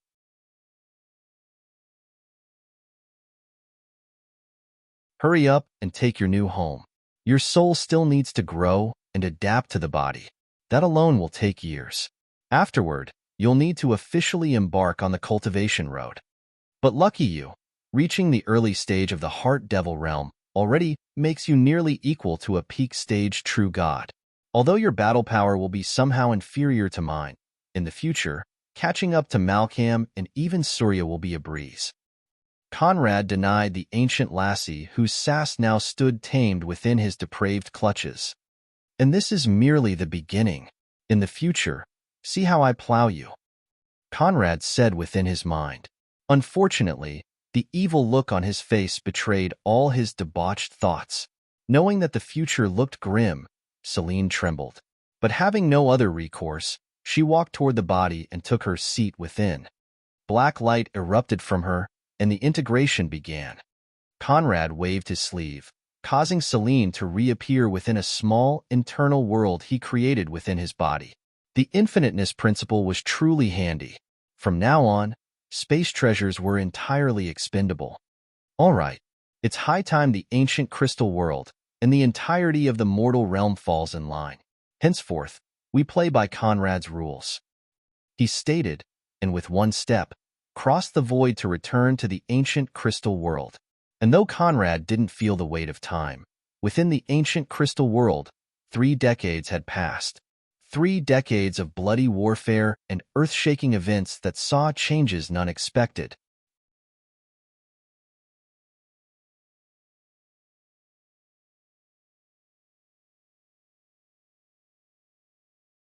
Chapter 401, Kissing the Malevolent Protector's Thigh. Even while Conrad's secluded cultivation carried on, the world didn't stop spinning and the war carried on undisturbed. The Valkyries, or in this case the Valkyrie, single-handedly battled the combined might of the Deva and demons, forcing them to abandon their grudges and form a temporary truce to contend with her. In terms of raw strength, the Valkyrie alone wasn't their match. But thanks to Conrad's might reversal armor, she succeeded in dragging them into the protracted battle the Jade Dynasty counted on. Thus, Verena and Else obtained enough time to enhance the world structure and reach a greater understanding of the laws in record time. At the end of the first decade, they'd gone from beginning to advanced law mastery and stood at the threshold of wielding. There, the problems began. Regardless of talent and comprehension levels, of boons and foundation, Verena and Else were forced to accept that they couldn't break through. It was as if an ethereal fog stood before them, forever barring them from reaching the desired wielding level. And indeed, this was the hurdle all demons and devas throughout the three realms faced. From within their very bloodline, a suppression existed that prevented them from reaching primal law wielding through comprehension alone. Of course, primal laws were primal laws. Even without wielding, they managed to make the world structure robust enough to endure the earth-shaking battle that carried on. Cataclysmic explosions erupted from the barbarian continent's sky and bamboozled the land. The world may be able to endure it, but that didn't mean the barbarians could. Earthquakes, volcanic explosions, thunderstorms, hurricanes, and tidal waves all swept the continent in disastrous proportions, causing millions of lives to fall daily. Yes, millions died every day. Compared to this, Earth's world wars qualified as petty skirmishes. The people howled. Sorrow, rancor, and indignation abounded. They cursed the gods, celestial and infernal alike. Their faith crumbled, and as the conflict reached its 20th year, the shrines and statues of the infernal gods within the barbarian continent were deserted and shunned by their most loyal devotes. But more atrocious was that the border tribes soon realized that the holy continent, the Jade Dynasty, bore no trace of the conflict. Within the Jade Dynasty, the sky remained bright, the prairies verdant, children laughed alongside jovial parents, and the priestesses carried on with the usual blessings. It was as if they stood in two completely different worlds. When those words first spread, many barbarians didn't believe them. But soon, when proof filled their eyes, they were forced to accept that reality. In desperation, hordes of runaway families swathed the Jade Dynasty's borders. Alas, the border troops stood strong, barring any access with steel and spells. Only those that pay homage to and worship His Profane Highness, the August Jade Emperor, are qualified to enjoy the Jade Dynasty's peace and prosperity. You who give your allegiance to the infernal gods and false idols, how are you qualified to stand within the cradle of His Profane Highness? Roll or die. State Pillar Wolfgang Cracked, who marshaled 1 million troops, snarled without mercy. At that time, more than 18 billion barbarian citizens had already perished, leaving behind almost 31 billion. To think that such a startling quantity of individuals perished in a measly 20 years would fill any Earthling with waves of skepticism. After all, Earth didn't even have half that population. Alas, such was the truth. Death zones may be rare occurrences, but among the demons and devas, none doubted that at this rate, another one would form. But what they didn't know was that the relentless siphoning of a certain existence's soul prevented the growth of such a force. And when faced with the brutality of Wolfgang's booming voice, the runaway barbarians trembled no end. Although those past few decades forced them to abjure their worship gods, rejection was one thing, switching faith, another. The infernal faith had occupied the barbarian continent for ages. It had long since went beyond the realm of faith. It was a shared culture, an inheritance from the ancestors. How could they just abandon it in 20 to embrace a brand new one? And how young was that one?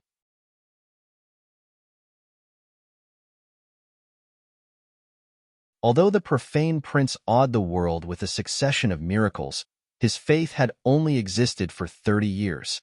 Could the infernal kings and mighty demons' gods be forsaken for 30 years of a god-emperor's rule? But as the barbarians floundered with mixed opinions, war didn't stop and still oppressed their kin. Large blood boulders fell to squash legions of unfortunate barbarian citizens in a feast of blood and gore. In that instant, the recalcitrant were reawakened to the reality of their situation. They weren't the ones forsaken the infernal gods were forsaking them. At that time, a booming voice echoed from within the infernal cult. The infernal cult recognizes the error of its ways, abandons the false idols, and rejects the infernal rulers to bend before the profane prince's divine flag. He is the one true God. All within the infernal cult proclaimed in unison, and the chorus of their thundering voices resounded within the barbarian continent. Hearing this, the citizens wasted no more time. The profane prince is the one true God, the self-manifested, the uncreated. All exist by virtue of his will. All perish by virtue of his wrath. We recognize the error of our ways, renounce the infernal rulers, and beseech him for salvation. Your profane highness, please save us. Who first said those words is unknown, but right afterward, all followed. We recognize the error of our ways, renounce the infernal rulers, and beseech his profane highness for salvation. Your profane highness, please save us.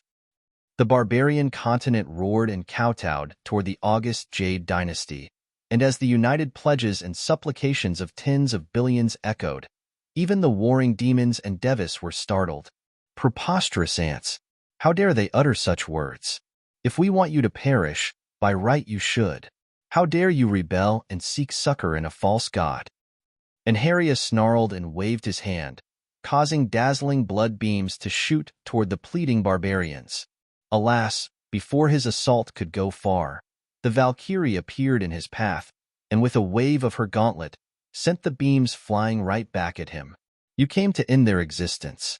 Of course, they will seek salvation where it lies. Moronic demon, allow me to remind you of a simple truth. Faith's greatest drive forever remains the fear of death. The Valkyrie declared before rushing back into the armies she faced. Meanwhile, as the barbarians pleaded, no response came from the profane prince. However, from within the Jade capital, a voice echoed. His profane highness has heard your pleas, but years of misdeed makes your devotion hard to accept. If you believe, pray and wait. When his profane highness is convinced of your faith, he shall appear. The voice, that naturally belonged to Kron, echoed within the barbarians' ears. And again, they despaired. But when the realization that no other path remained, they soon complied and fell into ardent prayers to prove their devotion to the malevolent protector they now entrusted themselves to.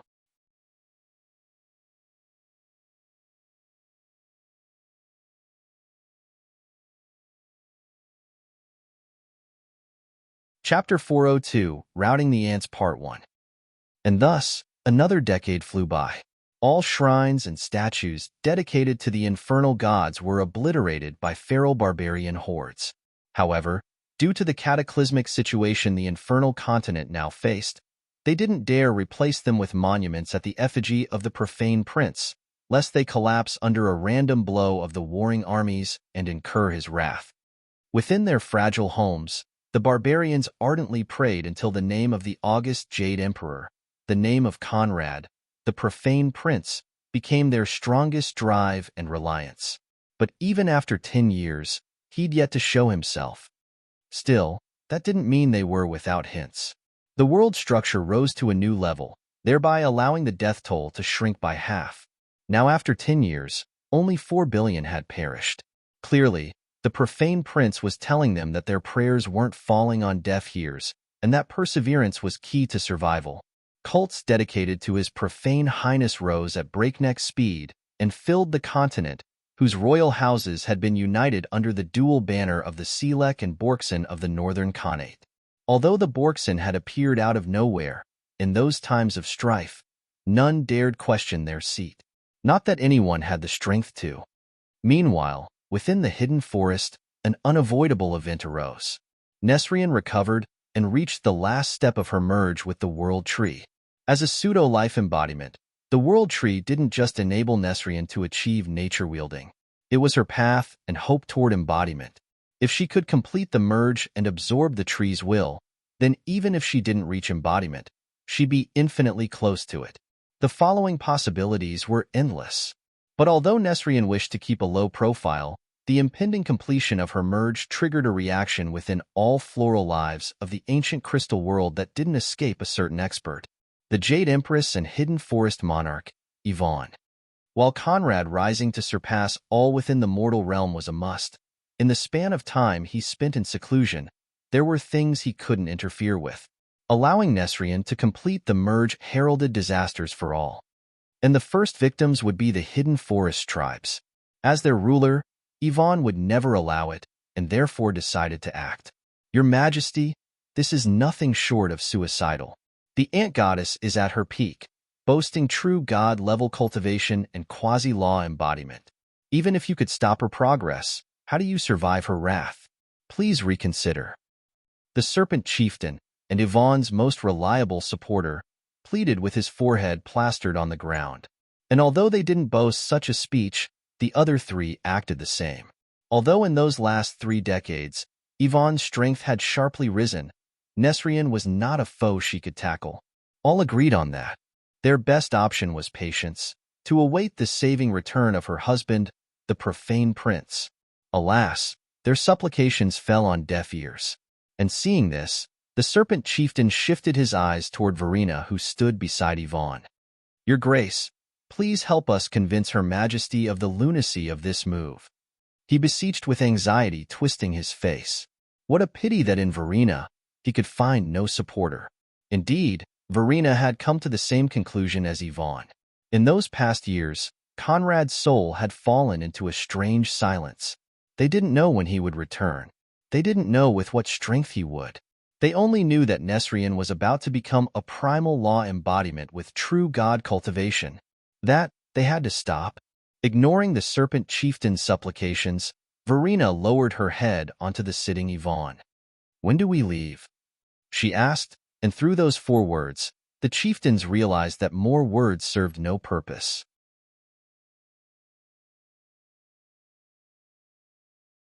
Thus, they all lowered their heads in defeat.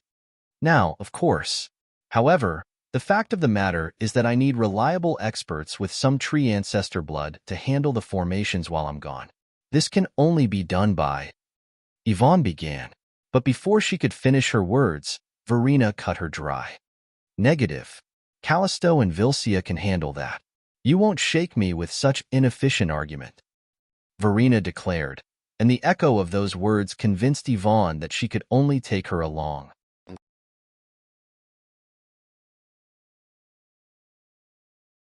Very well, that being the case, let's go. And with that said, the two left the dumbfounded chieftains behind to rush toward the hidden forest's most dangerous area where the Ilcalt and the Ant Queens stood vigil for Nesrien's breakthrough. As soon as the duo arrived, the queens and crown princess rose from the ground to bar their path. Never did I expect that while we allowed you to breathe in peace, you'd come seek trouble at our doorsteps. Wonderful. So very wonderful. Ilcalt began with a frenzied glance that went between Yvonne and Verena, daggering them both with feral, maddened intensity. Oh, isn't it the bitch hubby couldn't be bothered with? How unsightly. Girl, you gotta learn to take the L. Yvonne casually replied without an ounce of care for Ilcalt or her troops. And once her words echoed, the already crazed Ilcalt went beyond all limits of insanity. Her eyes went bloodshot. Her nails dug blood within her palms, and her teeth threatened to burst. I will kill you. Ilcalt snarled while vast life essence erupted to empower her form. The 17 silent ant queens were no exception. But not only did they unfurl their massive life essence, they also bound it to one another in an intricate formation that caused their overall battle power to soar.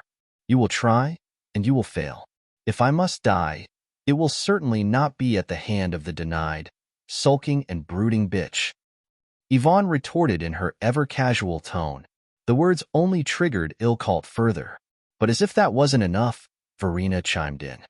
Used and cast aside. You gotta up your game, girl. This ought to be the first time I hear of a woman sampled but discarded by Conrad. How horrible did you taste that you couldn't even obtain the right to serve as a maid? How sorrowful. How pathetic. Seriously? Was your cunt too loose? I know some exercise that can. Verena began. But before she could finish her words, Ilcalt exploded. Kill.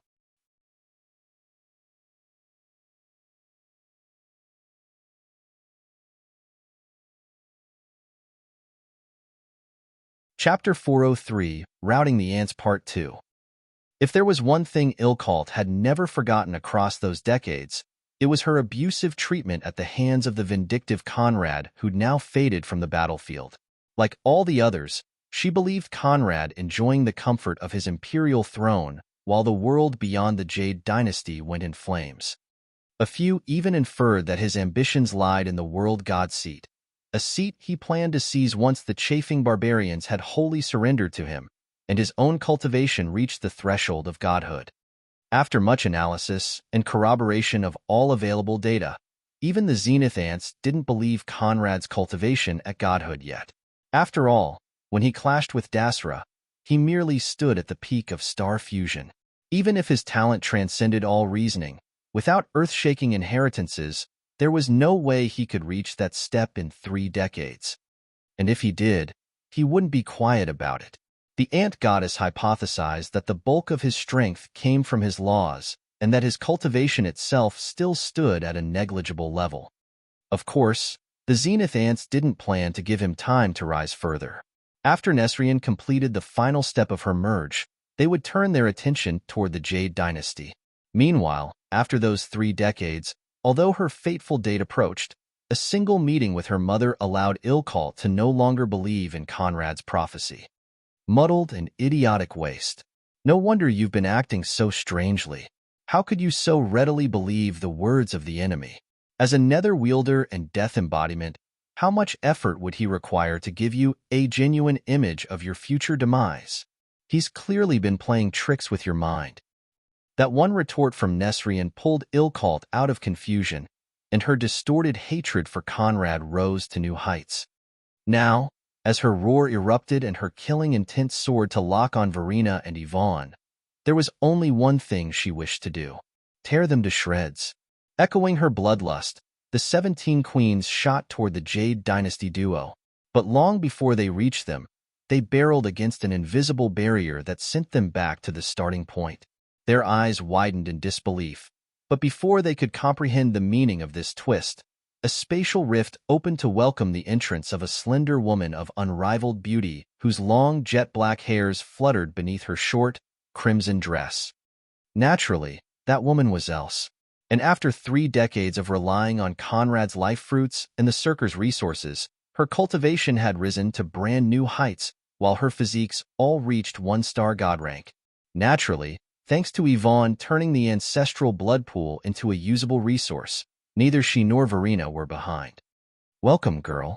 Long time no see." Verena greeted with a smirk as Else nimbly landed on the ground. "That is not entirely accurate.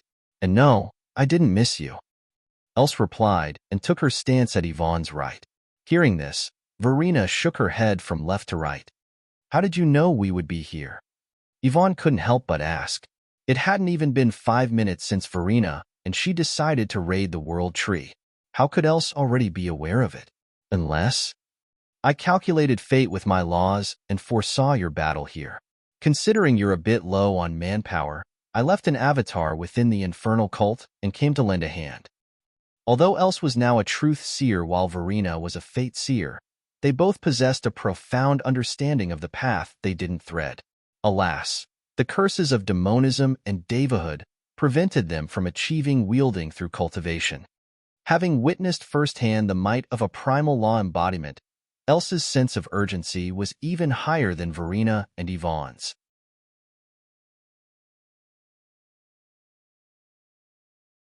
Moreover, while fierce competition existed between them, the bonds formed across the years stood thicker than iron. She would naturally not stay out of this clash. Else's appearance only further incensed Ilkalt, if that was possible. In a flash, the 17 queens formed a circle around the Jade Dynasty trio while Ilkalt stood a step behind to summon the power of her laws. "Since you decided to dive into the lion's maw, don't blame us for being merciless." "Nature law." Ilkalt snarled, causing the trees, the earth, and all natural forces in the vicinity to rise against her foes.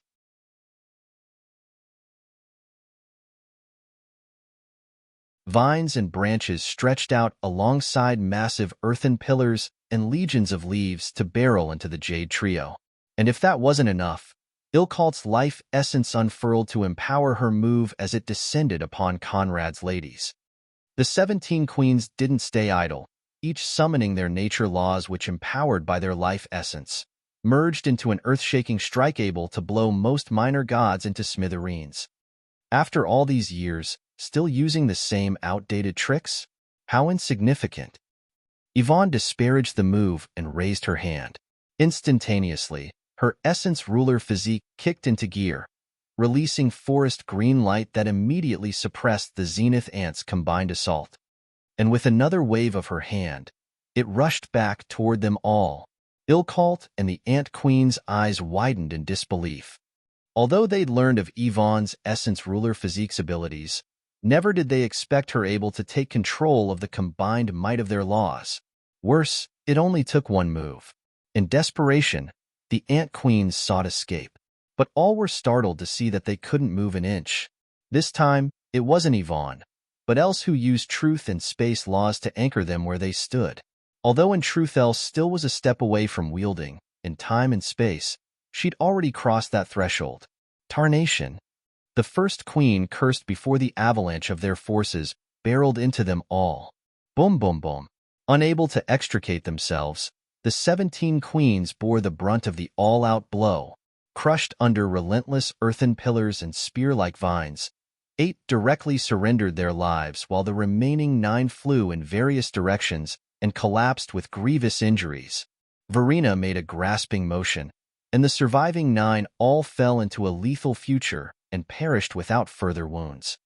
At that time, Ilkalt realized she'd kicked an iron sheet, and without hesitation, turned heels to rush back to the World Tree. But before she could, Else appeared before her. You and I have a score to settle. Remember how proud you were 30 years ago when the gap of 3 cultivation ranks stood between us? Good. Now that our cultivation is the same, please show me that conceit. Else goaded with a derisive smile, while her right hand beckoned Ilkalt.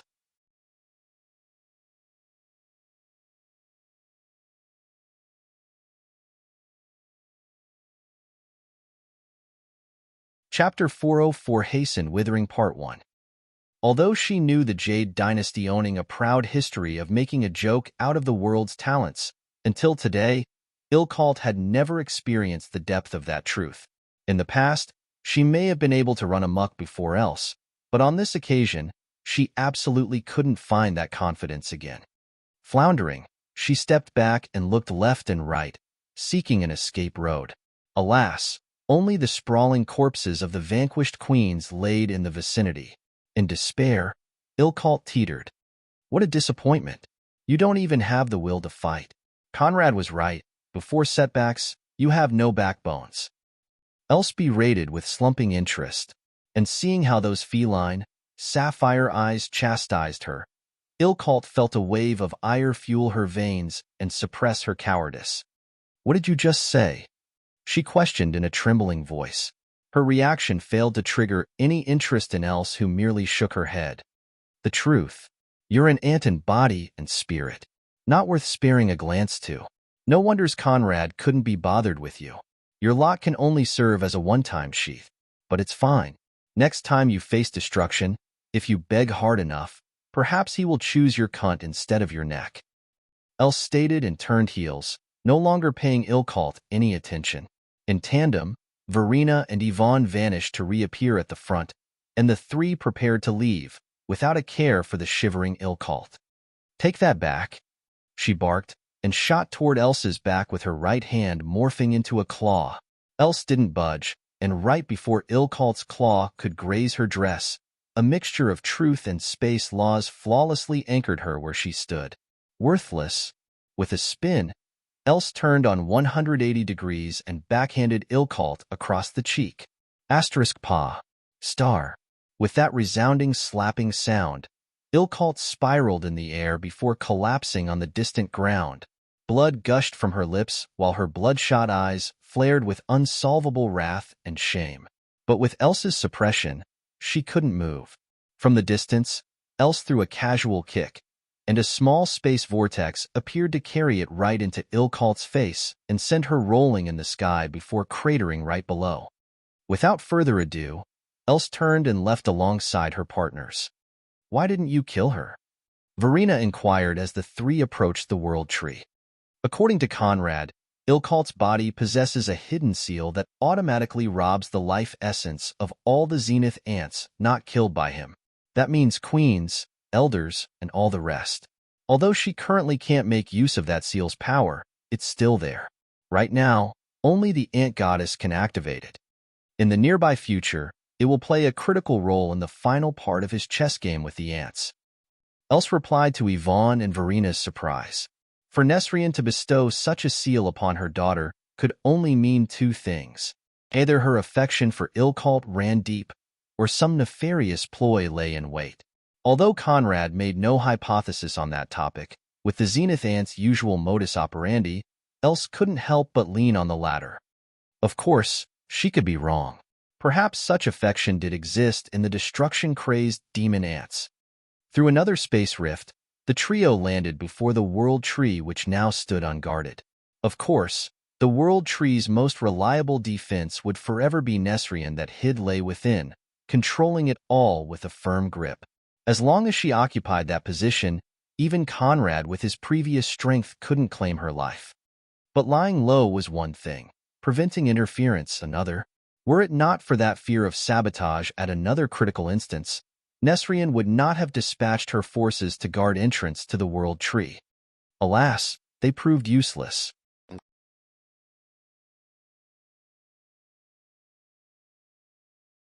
Now, from within the comfort of the World Tree, Nesrien's eyes opened. Unlike before, she no longer stood in the base, but at the very center of the tree. That position alone was proof of how close she stood to the long-awaited goal. But when those three women appeared, she knew that once more, her objectives faced critical challenges. Nesrien truly couldn't understand how the trio managed to pinpoint the exact, final moment of her merge. She didn't know that Else and Verena's control of fate laws was only a step away from wielding. Of course, they could foresee the instant.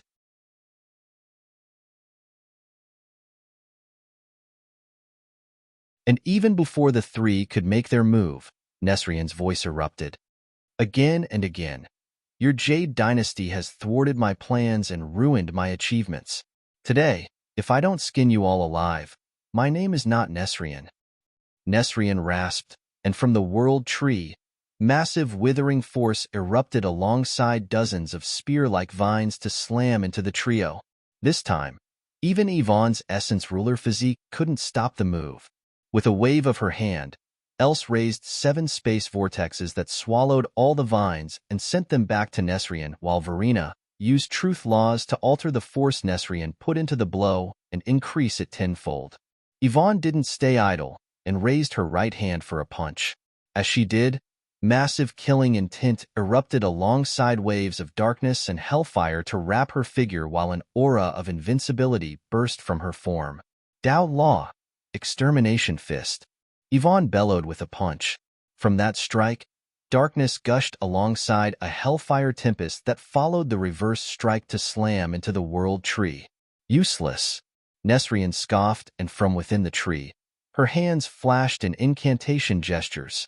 Dazzling life essence unfurled, creating a life dome that stopped all blows where they stood.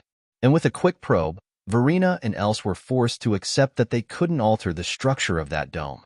Right now, Nesrien only wanted one thing: obliterate those peons and complete the merge. And seeing how close she was to that stage, Else shook her head. That woman is stark raving mad. After draining the World Tree to this level and pushing it into withering, merging with it is no different from courting death. Although if she can use the merge as the foundation to reach life embodiment, she could avert all negative changes. That's a massive if. Else remarked while orbs of pure life essence formed around the World Tree to target them all. On the road of cultivation, if you're not willing to gamble, how can you break the shackles imposed by destiny? I actually appreciate that part of her. Yvonne replied while her hairs swayed at her back. Unfortunately, we must help her preserve her life. Absolute war sense. Yvonne exclaimed while stretching out her clenched fists.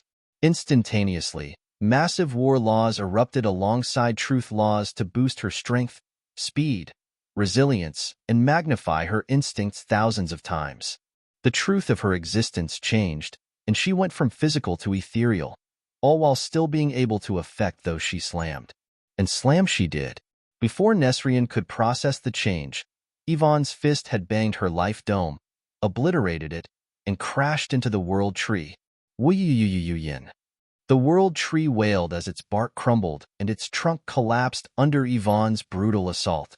Assault that landed right in the spot Conrad's dagger had affected beforehand.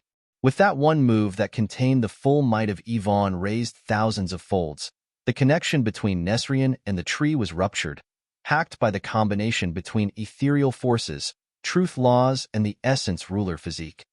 Ejected from the tree, Nesrine tumbled onto the ground. In the instant her face kissed the dirt, the realization that more than 129,000 years of work were shredded into pieces hit Nesrine like a rampaging bulldozer, and she howled in grief. Eowawarg.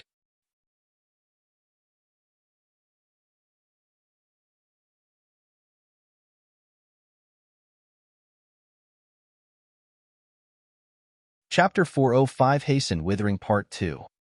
Although from 2nd to 7th, direct strength boon wasn't the primary criteria for ancient secret rankings, the fact of the matter was that the higher they ranked, the most devastating the potential they held. For the absolute war sense to rank 3rd, right above Seer's vision, it naturally possessed unique qualities. Absolute war sense primarily drained its might from war and truth loss. Starting with the 3rd layer, cultivators would automatically reach the advanced level in war and beginning in truth. But at the 4th, they automatically crossed war wielding to stand at the doorstep of war embodiment, and if non-demons or non-devis they were, truth wielding was theirs too. Moreover, they could start gaining insight in life loss. Alas, as a demoness, even after breaking through the 4th layer, Yvonne didn't escape the curse and remained stranded like her sisters at the gate of truth wielding. Still, for the purpose of this task, that was more than enough. Yanking her fist free from the sabotage tree, Yvonne spun to face Nesrine, who rose from the ground in a slow, chilling manner. The echo of that high-pitched howl of rancor and indignation died down, leaving a quiet but ever more dreadful Nesrine. I suppose it was inevitable.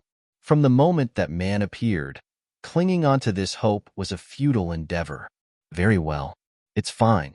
Congratulations to you all, Nesrine stated while shutting her eyes close. But in that tone, the Jade Trio could sense no compliments. I should have given up a long time ago. But it's fine. This all wasn't without gains. I may not be able to achieve embodiment, but it's not that far off. Meanwhile, you 3 imbeciles have hastened the withering and brought it to its end. Nesrine pursued, and as if to back her words, the world tree's wailing intensified, turning into a blood-curdling scream that alarmed the world. Yvonne, Else and Verena, all were startled, not because of the hastened, but because from the energies lacing that scream, they could feel a plethora of destructive power. What a beautiful sonata. I suppose that after being bamboozled for so long, drained and battered like a helpless mongrel, even the world tree has gotten angry. No, perhaps it goes beyond that. Perhaps it is the realm will acting from the shadows. Who knows? Who cares? What's certain is that this withering won't just end with the destruction of cultivation. The ancient crystal world will vanish alongside the tree. Didn't see that coming, huh? How delightful. Nesrine chortled and her eyes sprang open to reveal a look of flaring insanity. But I will not allow you to enjoy peaceful last moments. I want your agonizing selves to stare helpless at the impending destruction of your world.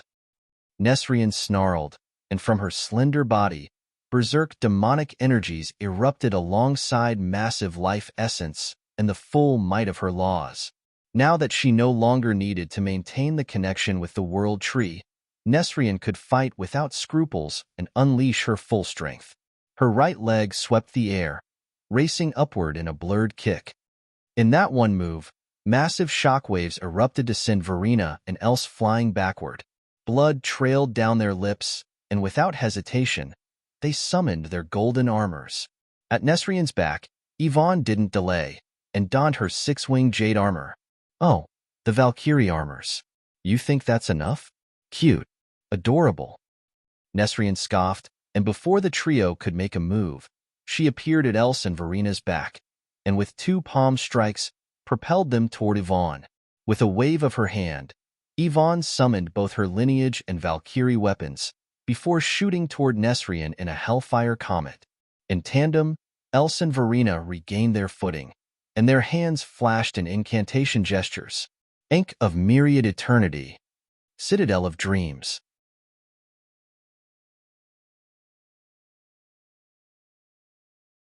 They snarled, unleashing lineage weapon and ancestral glory alongside the power of their laws to support Yvonne's assault by anchoring Nesrien. But before those attempts, the ant goddess lips only curved to showcase derision. Emerald flames covered her fist as she raised it to smash into Yvonne's hellfire comet form in a resounding boom. Bang! Unable to resist, Yvonne flew backward and slammed against the world tree.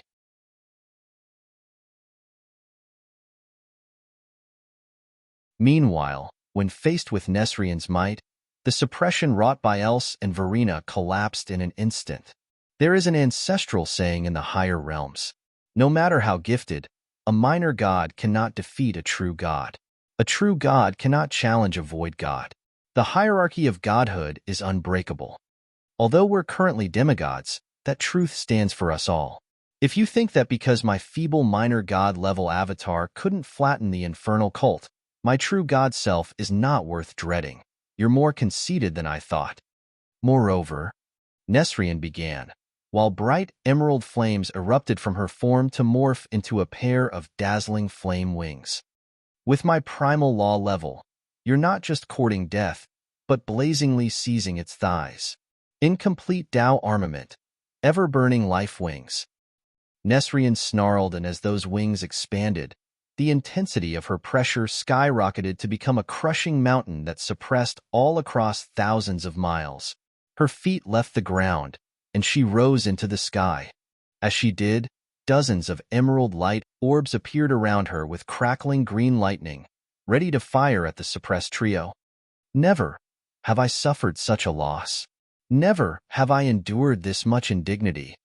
If I don't break you into pieces and feast on your hearts, I cannot vent this hatred. So go and die for me. Nesrien roared and unleashed dozens of massive emerald beams that fired right into the suppressed ladies. Valkyrie surge, they exclaimed in tandem, causing their strength to rise by the combined forces of the others. Alas, it still wasn't enough. The insurmountable gap remained. Boom! The beams hit home, and the 3 were blasted in various directions to crash with garish burns and large eruptions of blood. Pesky endurance, surrender your lives. Nesrien barked, and the orbs turning into flaming spears that impaled the 3 where they lay. This time, no amount of resistance could alter that fate, and they perished on the spot. And seeing life leave their bodies, elation filled Nesrien's demonic heart. But when those same bodies burned to ashes, that elation turned into a burst of laughter. Ha ha ha ha ha. Ha ha ha ha ha ha ha. Vengeance at L-. She began. But before she could finish her words, from the 3 piles of ashes, 3 riveting figures rose, as pristine as before. Of course, it was the trio. The only difference was that this time, a black sigil with 2 glittering scythes marked their foreheads while their bodies swirled in Chthonian forces. No, no, no. It can't be. How could this be? Nesrien snarled in grief and indignation. And hearing this, Yvonne could only shrug in helplessness. What can I say? Perks of having a good husband, she replied, causing Nesrien's internal organs to spiral out of control. Pooh. And she spurted blood.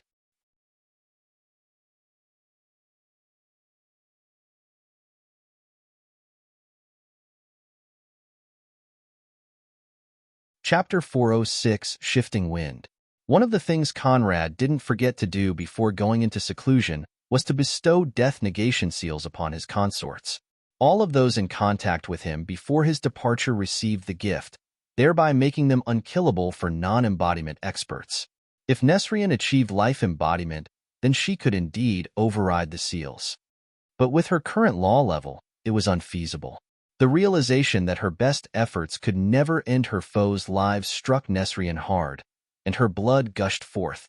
But in a flash, she recomposed herself and wiped off her dripping blood to return her eyes onto the three. It's fine. Killing is not the only way. I merely have to get creative. Nesrien muttered as her body still trembled from the internal damage. A callous glint brightened her dark green eyes, and a vicious smile curved her lips. The life flames at her back flapped in a flickering emerald that magnified all her attributes with profound life laws. With a step, Nesrien turned into a radiant emerald beam to shoot toward the trio. Awakening War Legions! Yvonne exclaimed with her hands outstretched. The fourth layer of the absolute war sense kicked into gear, releasing its most dreadful ability that turned the living and unliving into embodiments of war and tools of destruction. Cracker crack. The trees, the earth, the faraway ponds, roots, wind, dust. Everything that could be altered rose to turn into legions of war golems, 100 meters tall giants of various shapes that filled the hidden forest with their soaring war intent.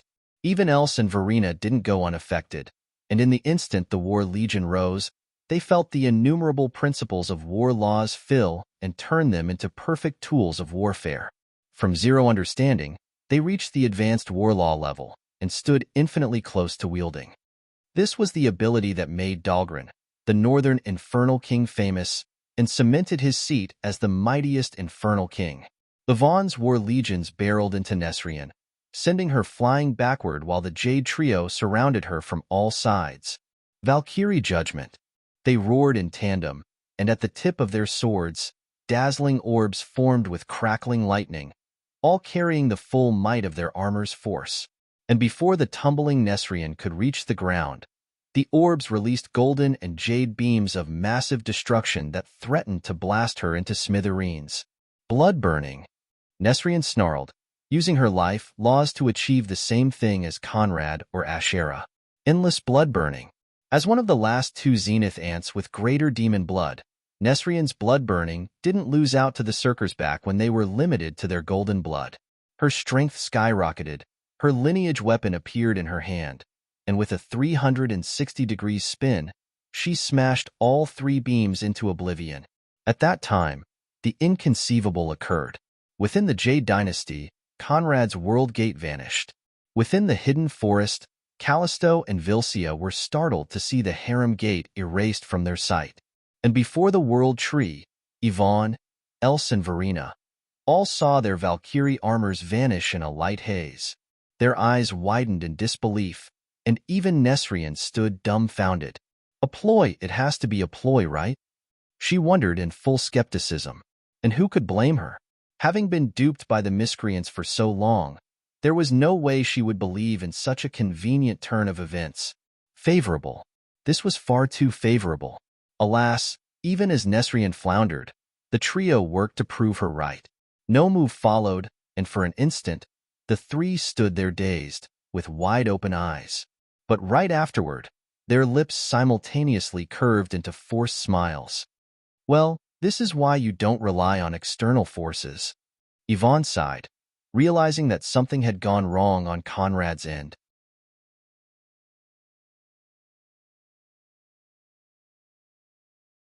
Or perhaps the armors were just defective. She emphatically hoped so, and without waiting for Nesrien to take advantage of their weakened condition, Yvonne summoned and aimed her black crystal ring at her. Massive, dark purple demonic energies erupted in a wild explosion that sent Nesrien cratering. Alas, that was as far as damage went. Her body bore no dent and remained wholly unharmed.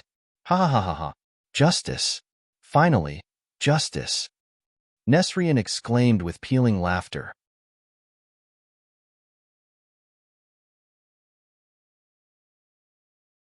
In slow-paced motion, she rose from the ground to stand before the three and their war legions. The wind of luck has run out. Today, no one can save you. I will have you know that not being able to die isn't necessarily a good cash bomb. Before Nesrien could finish her words, massive waves of Thonian energies slammed her from behind, and she again dropped onto the ground, cratering harder than ever before.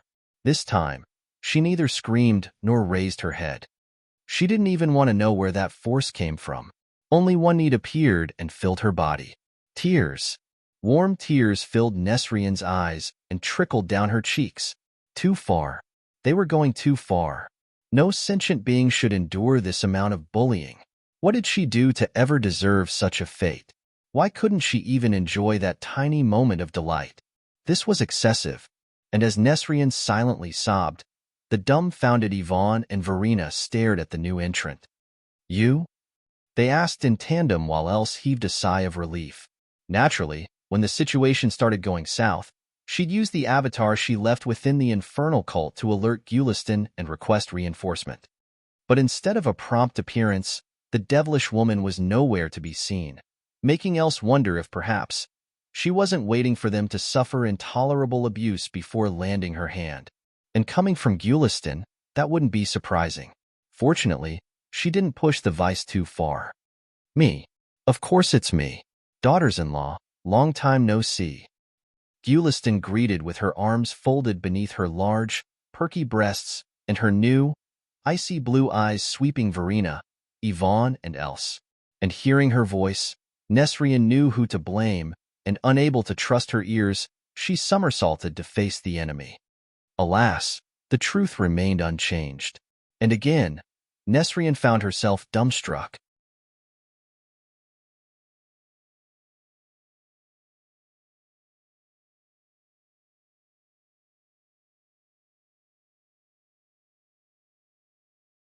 Chapter 407 The World Tree's Wrath. 30 years. A measly 30. Back when her minor god avatar confronted the infernal cult, even if it only contained 30% of her overall strength, it wasn't what Gulistan could contend with. Were it not for Birkin, the circus would have been wiped out. But 3 decades afterward, Gulistan stood without an ounce of cultivation, but battle power clearly standing at true god altitude. What did she eat? Wait, true god strength but no cultivation? Nesrian wondered, and her dark green eyes studied Gulistan with scrutiny, not leaving out any detail. Snow-white skin replaced the previous olive shade, and icy blue pupils stood in lieu of the black hues. Hair color may be different, but the looks betrayed not. Worse, the more she stared, the more Nesrian could find the similarities between Gulistan's flawless face and that abominable devil whose figure turned her dreams into nightmares. Conrad, it's him. Another one of his damnable tricks. How are you related? Nesrian interrogated with her booming voice. At that time, the quivering ill-cult dragged herself into the scene, arriving soon enough to hear Gulistan reply. How are we not? He's my son, boss, and plowing service provider. I admit, that's not ethical.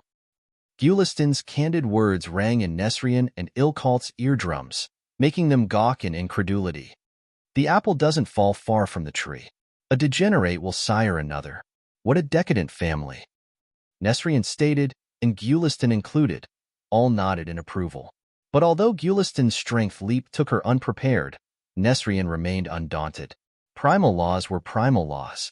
Unless Gulistan achieved death-wielding, she wasn't her match. The emerald flame wings burned brighter, and without paying attention to Ilkalt's sorrowful form, Nesrian flew at Gulistan, hacking her nihility flail right at her neck. Omnislayer, Gulistan uttered while stretching out her hand, causing an icy blue broadsword to appear in her hand as Thonian energies erupted from her form. Wielding it, her already considerable strength skyrocketed, and she deflected Nesrian's flail with a single blow. Clang. The weapons met in one ringing sound. But with her blood burning and wings empowering her, Nesrian didn't fall behind, spun on 360 degrees, and crashed her flail on Gulistan's side with startling momentum. Boom. Instead of Gulistan tumbling with gushing blood, it was a massive energy collision that awaited Nesrian. Indeed, a vortex of Thonian energy stood where she struck, preventing her flail from harming the tiniest part of Gulistan's body. Blood-burning, Gulistan uttered, using the Thonian immortal race's innate blood-burning ability to let her strength rise to a new level and make up for the law gap between Nesrian and she. Boundless Thonian forces unfurled, filling Gulistan's complete form with unending energy surges. The air winced, and even with the reinforcements it had received, space cracked, ripped asunder by the overwhelming force. Gulistan drove her sword in a frontal thrust, aimed right at Nesrian's demonic heart. Her life laws erupted in a protective shield that failed to withstand the blow and crumbled in an instant. Still, the thrust deviated from initial trajectory and lost power. By the time it reached Nesrian's chest, her flail slammed it upward, and Gulistan replied with a frontal kick. The two recoiled, then vanished to turn into colliding beams, one emerald-colored, the other icy blue. In a flash, the two exchanged hundreds of moves, and Ilkalt was startled to see her mother unable to seize the advantage.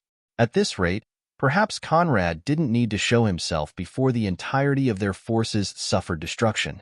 Again, Ilkalt recalled images of her end, images her mother helped her deny. But seeing the place she now stood in and calculating the time, she dared not gamble.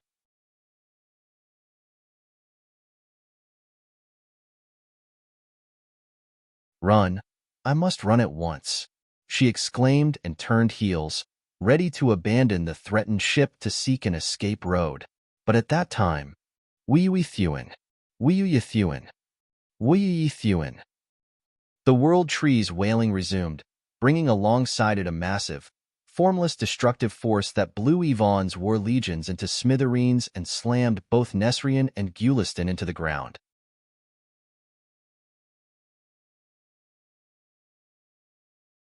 The runaway Ilkalt was not better off, Gulistan and Nesrian aside. All the individuals standing within the hidden forest found themselves suppressed by the howling world tree. Although Nesrian foresaw the world tree's revolt, she didn't expect its might to reach this level. Tarnation. None will survive this. Nesrian spat with her face contorting in a horrible grimace. And as if to corroborate her words, the world tree's countless roots dug deeper into the ground, targeting the zenith ant colony underneath, and stabbing all that lay therein, without exception. But mere death wasn't the fate of the stabbed. Those millions of zenith ants all became nutrient for the world tree, with their life essence siphoned at breakneck speed. The weaker they were, the faster they died. Aeowarg. The zenith ants howled in anguish, and in a flash, those at the saint level or below withered like drained mummies. The sage-level ants struggled harder, but one by one, all withered to turn into food for the tree. The sky darkened, obscured by unending gray fog that stretched across the entire world. As she witnessed those events, Ilkalt's knees weakened, and she collapsed on the ground with her body trembling in one realization. It's now? Indeed. This eldritch scene was the perfect replica of how she perished, and as the weaker sage-level ants mummified, the world tree unleashed more roots unto the living. They tore through the earth to shoot toward the gathered ladies. Before Ilkalt could react, massive roots tore through her chest, abdomen, and arms to nail her on the ground. Verena, Else, and Yvonne used truth, space, and the ancient secrets at their disposal to avoid that fate. However, the roots never stopped trailing them and pursued no end. Right now, only Nesrian and Gulistan could effectively suppress the onslaught. But even for them, it was a daunting task. And seeing Ilkalt nailed by the four roots, Nesrian went into a frenzy. "Ilkalt!" she roared, and desperately tried to come to her daughter's aid, but to no avail. More roots gushed forth, forcing her into a defensive stance, while Ilkalt's life force dwindled one bit at a time. Knowing that the ongoing siphoning would ensure her daughter's destruction, Nesrian no longer hesitated and activated Ilkalt's seal, causing the vast life essence robbed from deceased zenith ants to surge from within her body and reinvigorate her life force. Alas, before the world tree's retaliation, that only made her a more delightful meal, and achieved nothing beside delaying the inevitable. Soon, all came to the same conclusion. If things progressed the way they were, to say nothing of them or the hidden forest, no one across the ancient crystal world would survive this calamity.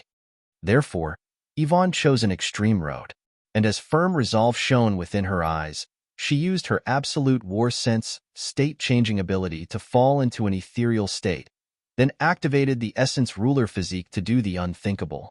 She barreled into the world tree and forcefully merged with it. In an instant, the world tree's draining of all lives stopped, and in that very same instant, all were startled. You're tuning in to the Romance Rendezvous YouTube channel. We're so grateful for your support, and don't forget to subscribe to join us on this incredible journey through captivating stories. Your generosity through donations truly makes a world of difference, as it's the primary source of revenue that allows me to expand and enhance this channel for you. Thank you from the bottom of my heart for being a part of this adventure.